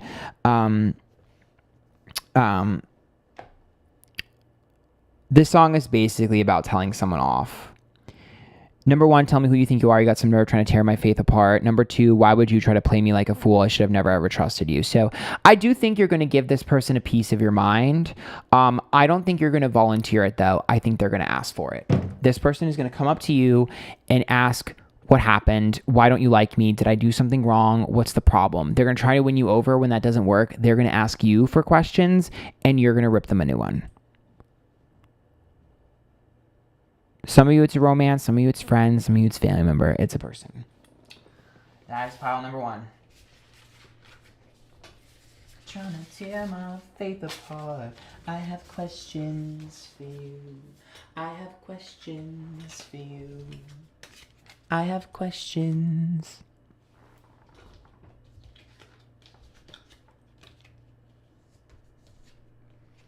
Number one. Am I waiting on my tooth so I can go to the grocery store? Well, tooth is next. Remember, if you guys like those, you can always tip. Trying to tear my faith apart. I have questions for you. I have questions for you. This live was fun, though. I know it's a little bit longer than I said it was going to be, but I was having fun on here, and I was spilling tea, which I probably should not have done. But I did it. I don't know how to keep my mouth shut.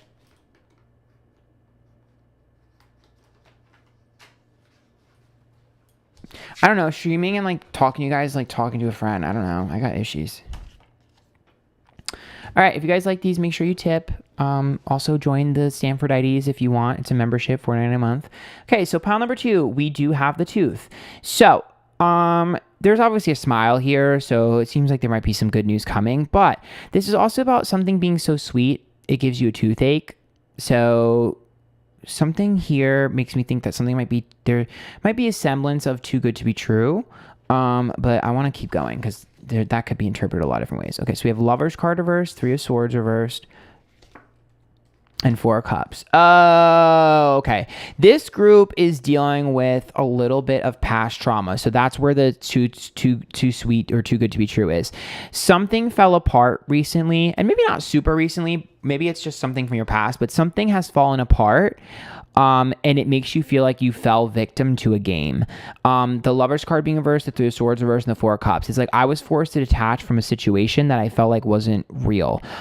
Were you really who you say you were, or was this an act the entire time? So for me, this group, it looks like you guys feel like you fell for a game or you fell for a facade, that somebody wasn't really who you thought they were.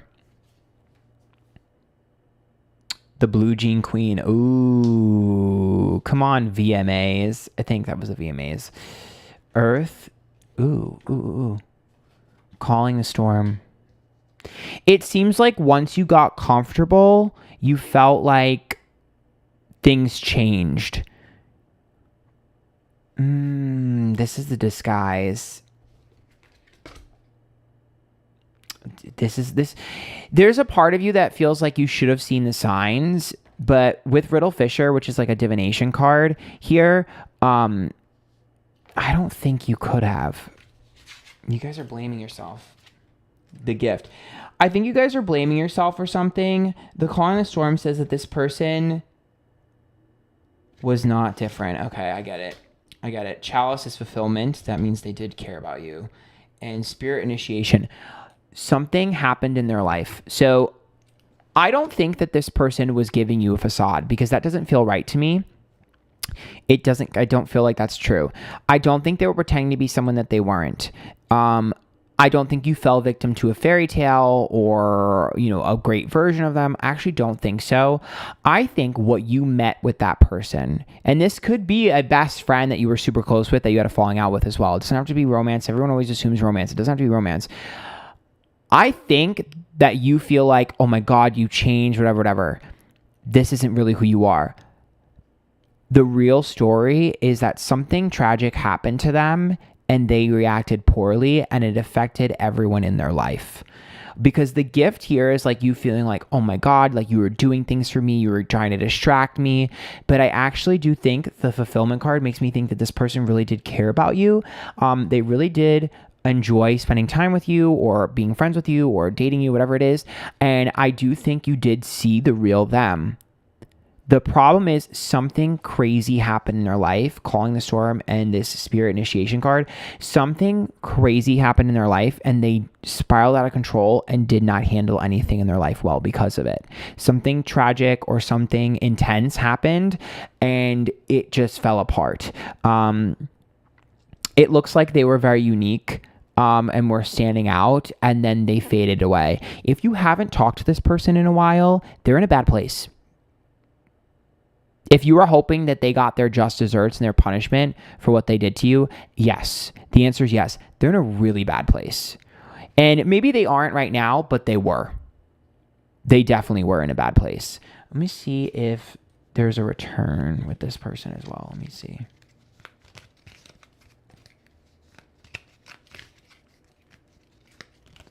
It's interesting. Pile 1, that person has a cycle. Pile 2, this person's traumatized.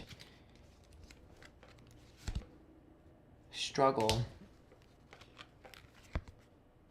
Trickery. Knowledge. No, I'm telling you right now, you're going to learn something about them through someone else. So either you're going to bump into them and you're going to find out something about them that's going to make you feel sorry for them, or someone else is going to tell you something about them. You're going to get some news about them that's not good. You're going to get bad news about them. You're going to get bad news about them and you're going to feel bad. You're going to get bad news about them. You are. You're going to get bad news about them. Absolutely. They're not doing so hot.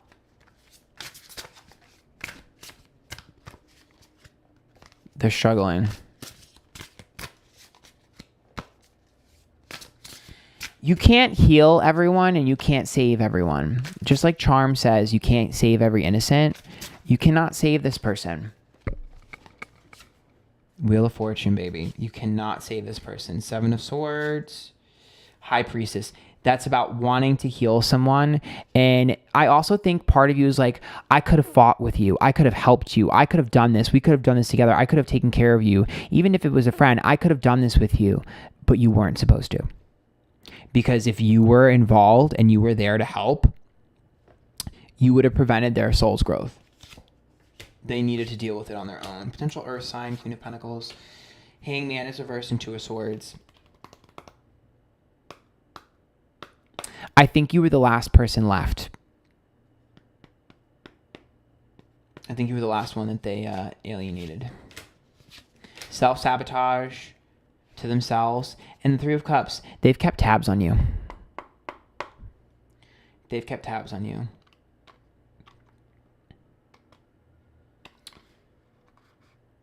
We got a finsta here, boys and girls. This person's kept tabs on you. I think you guys might have someone in common. You either have a mutual friend in common or something like that. There's a common denominator between you and this person, and that's how you're gonna hear about them. I think it's a mutual friend. You're gonna hear something about them. In fact, they've been talking about you, and I think they're strategically gonna tell the person you both know something so that it gets back to you. And then your reaction is going to be getting back to them. And then once they get your reaction is when you'll see this person try to come back. Because we got the earth sign energy, it reminds me of like a Virgo, when Virgos like are very strategic. Oh my God, it's perfume. That's literally describes exactly what I just said. This is a song about being with a guy and having your perfume on him so that when other girls are with him, they smell you. That is literally that's literally perfect. That fits perfectly about this because like I said before, I want other people to know that I'm inquiring about you and I want you to know that I'm inquiring about you. Let's do one more song. It's One Direction, That's What Makes You Beautiful. This song is really right on the nose as well because the first lyrics are, you're insecure and don't know what for.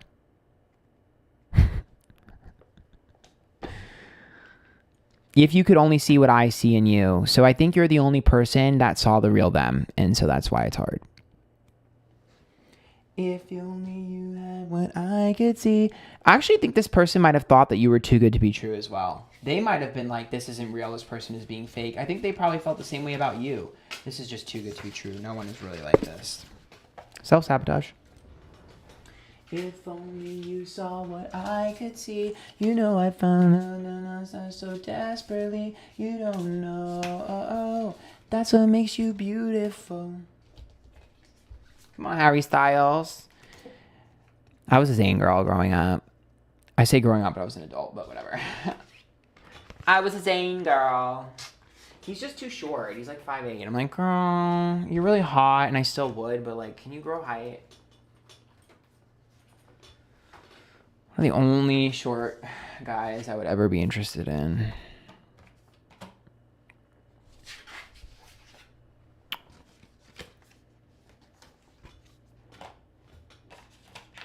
I need to get food. What should I get for dinner?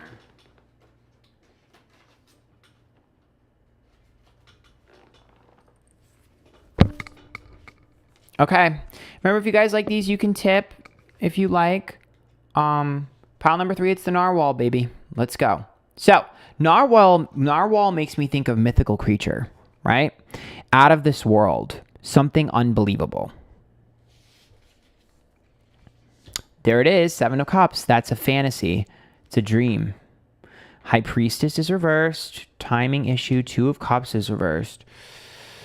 Something that you feel like is out of reach. What is out of reach? What's out of reach? Yes! Come on, motherfucking stronger. The strong woman. Stronger than yesterday. Look at my outfit. What is that? Strong... Uranus, a curveball out of nowhere. There is something that's going to happen to you that you're not going to believe. You're not going to believe this. This is crazy. Yep, downcast pride.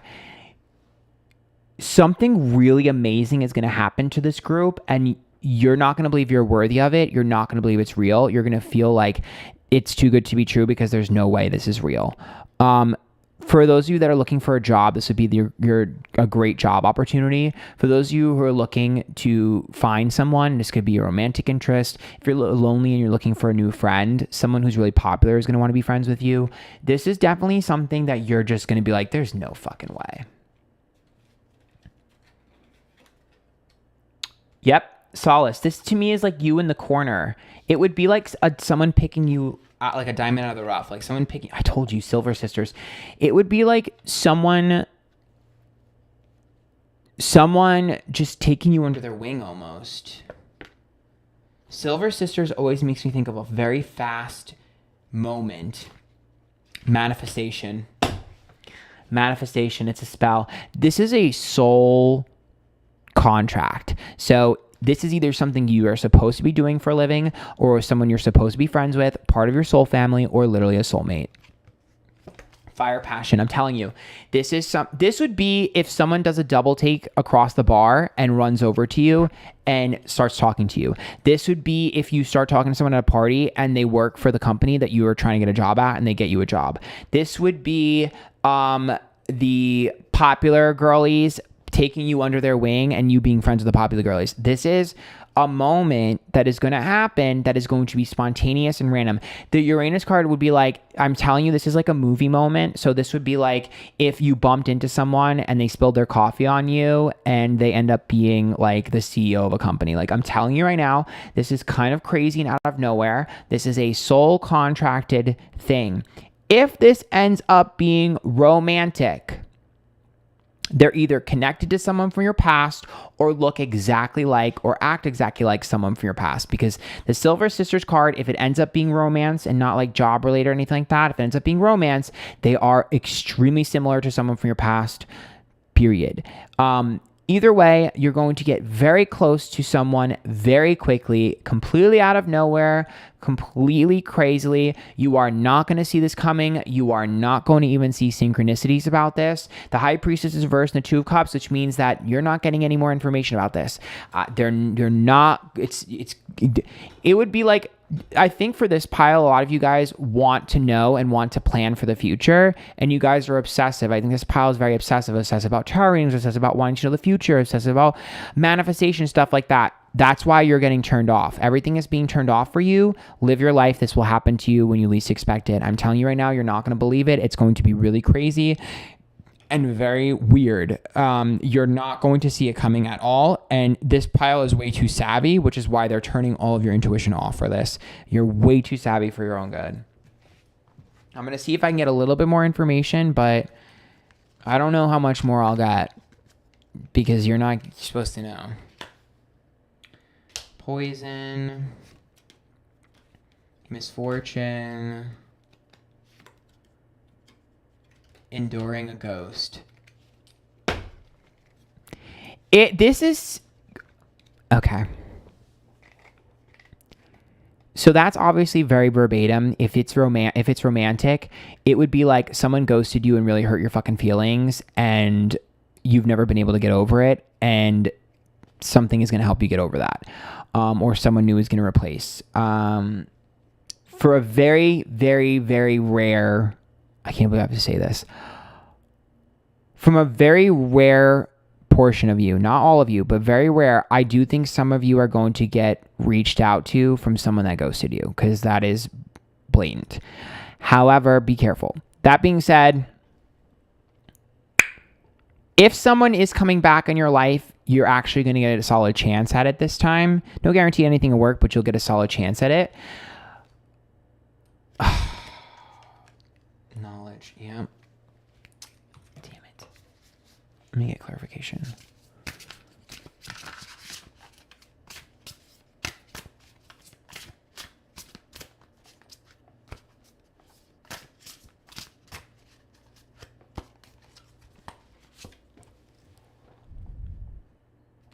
Six of Swords, the Sun, the Emperor.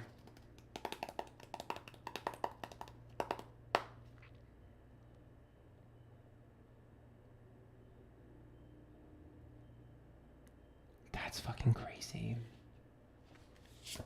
So Six of Swords is change. The Sun is happiness, and the Emperor is about being in control. The Ten of Cups, the happily ever after, the Ten of Wands, the burden worth having, the Three of Pentacles.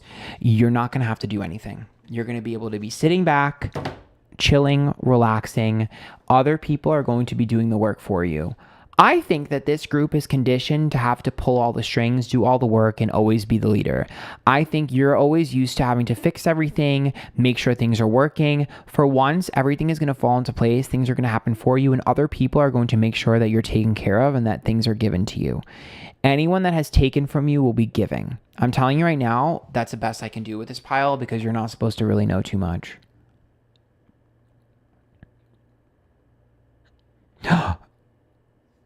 Kelly Clarkson's Someone. This song,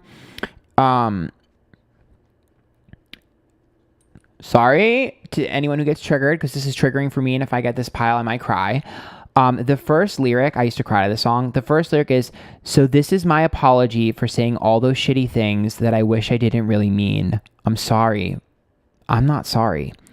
You had your red flags up and raised." So that's basically about you realizing that your reaction was valid because the behavior you've experienced was toxic.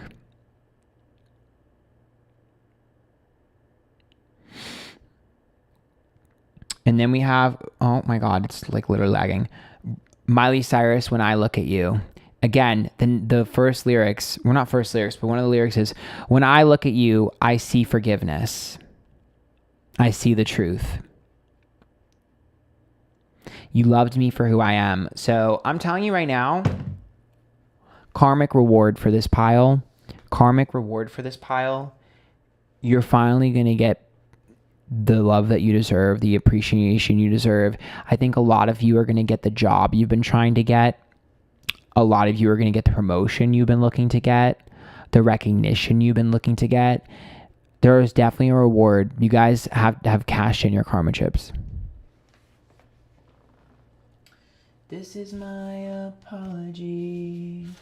I feel like there's going to be multiple things at once, though. So to me, I just feel like Seven of Cups makes me think more than one.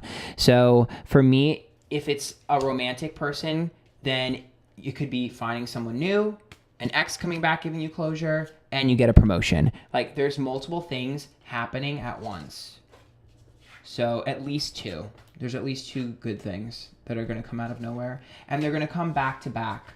So you're going to be like, oh my God, what the fuck is going on? When it rains, it pours. And they're going to come back to back. Thanks for being amazing. Thank you, Strawberry, for the $5. Remember, if you guys like those, you can always tip. But that's it. That'll be the little mini pick a card that I did for you guys. Just a fun little thing. Oh, wait, I should pick one, right? Okay. Okay, Google. Pick a number from 1 to 3.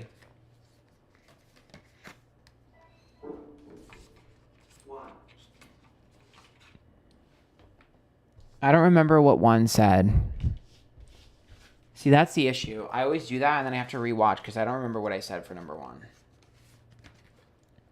Oh, it was the diamond. Oh, yeah. Yeah, I already know what that is. Someone trying to win me over. Shocker. There are a couple people I think that is.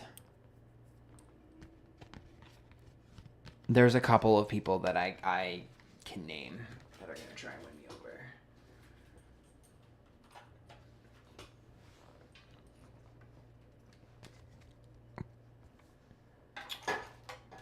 Let's be real, it'll work on me. I'm very easy to please. It'll work on me. Let's be real. 1 was a cycle. Yeah. There's 2 main people that I have suspicion of for that. You dropped this, King? Thank you, Sarah, for the $5. There are 2 people in particular that I know that could apply to.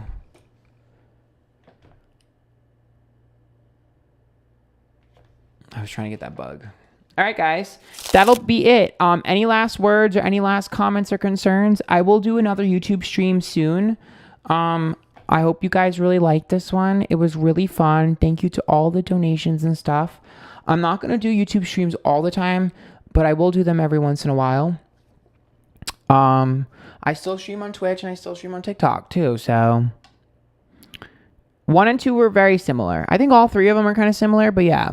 Protege Dance Company, Kendra, thanks for the $10. Would love a reading on the next steps in my life. Just bought a new place for my studio. I'm not doing readings right now, but thank you so much for the tip. I really appreciate that. My advice to you, though, in that situation is if you bought your own place and you're looking for a direction, I would always say trust your intuition and your gut. Close your eyes and quiet your mind and think about if you were to be someone else walking in. This is a great exercise for anyone, but I think it'll really help for you. If you were to meet you, so put yourself in your new studio and sit down, have someone walk into the studio. Imagine someone walking into the studio and introducing themselves to you. What would you want them to think about you? And what would you want them to know about you? The best version of you and what you wanted to expect, like what you would expect from it. So that way you can start to become that. Does that make sense? So like, if you can envision how you want people to see you and what you want to be like, what you want to do, how the space is going to be, where you want to go in your career, things like that. If you can envision it in terms of you telling someone else who you are and introducing yourself, that's how you manifest. But yeah, yes or no card to end the stream. Sure. Olivia, thanks for the $10. I appreciate that. Where's my pendulum? Oh, it's over here. No, that's not a pendulum. Where's my pendulum? Oh, I think my pendulum's over here somewhere. Where's my pendulum? I don't know where my pendulum is. I don't know where my pendulum is.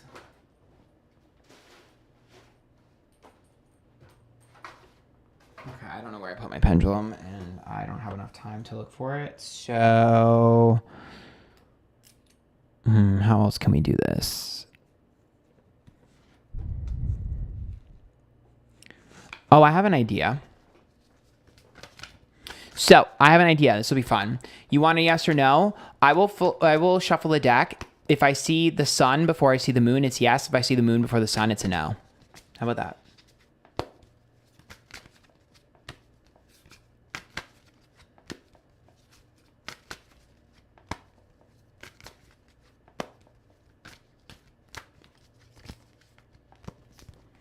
Let's go.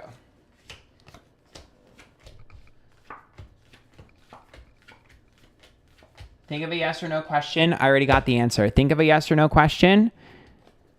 Think of a yes or no question, everyone. If you've got the yes or no question, put what you think it's going to be, yes or no, in the chat if you've got it. What you're looking for.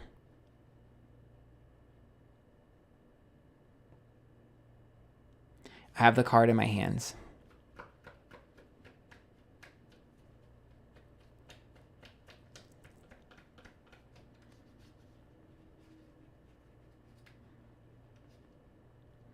Deanna, thanks for the $5. I appreciate it.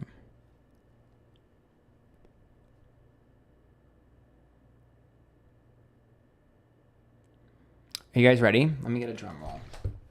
Drum roll, please.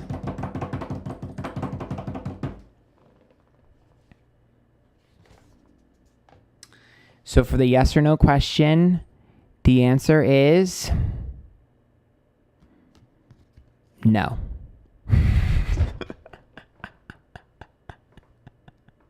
The answer is unfortunately no.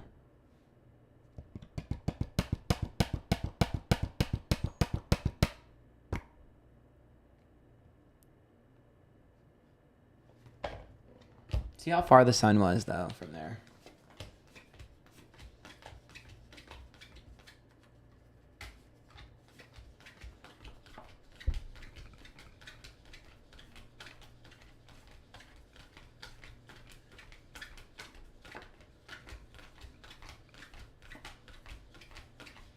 No, the sun is all the way in the back of the deck. Yep, the sun is literally all the way in the back of the deck. And it's upside down, so it's a no.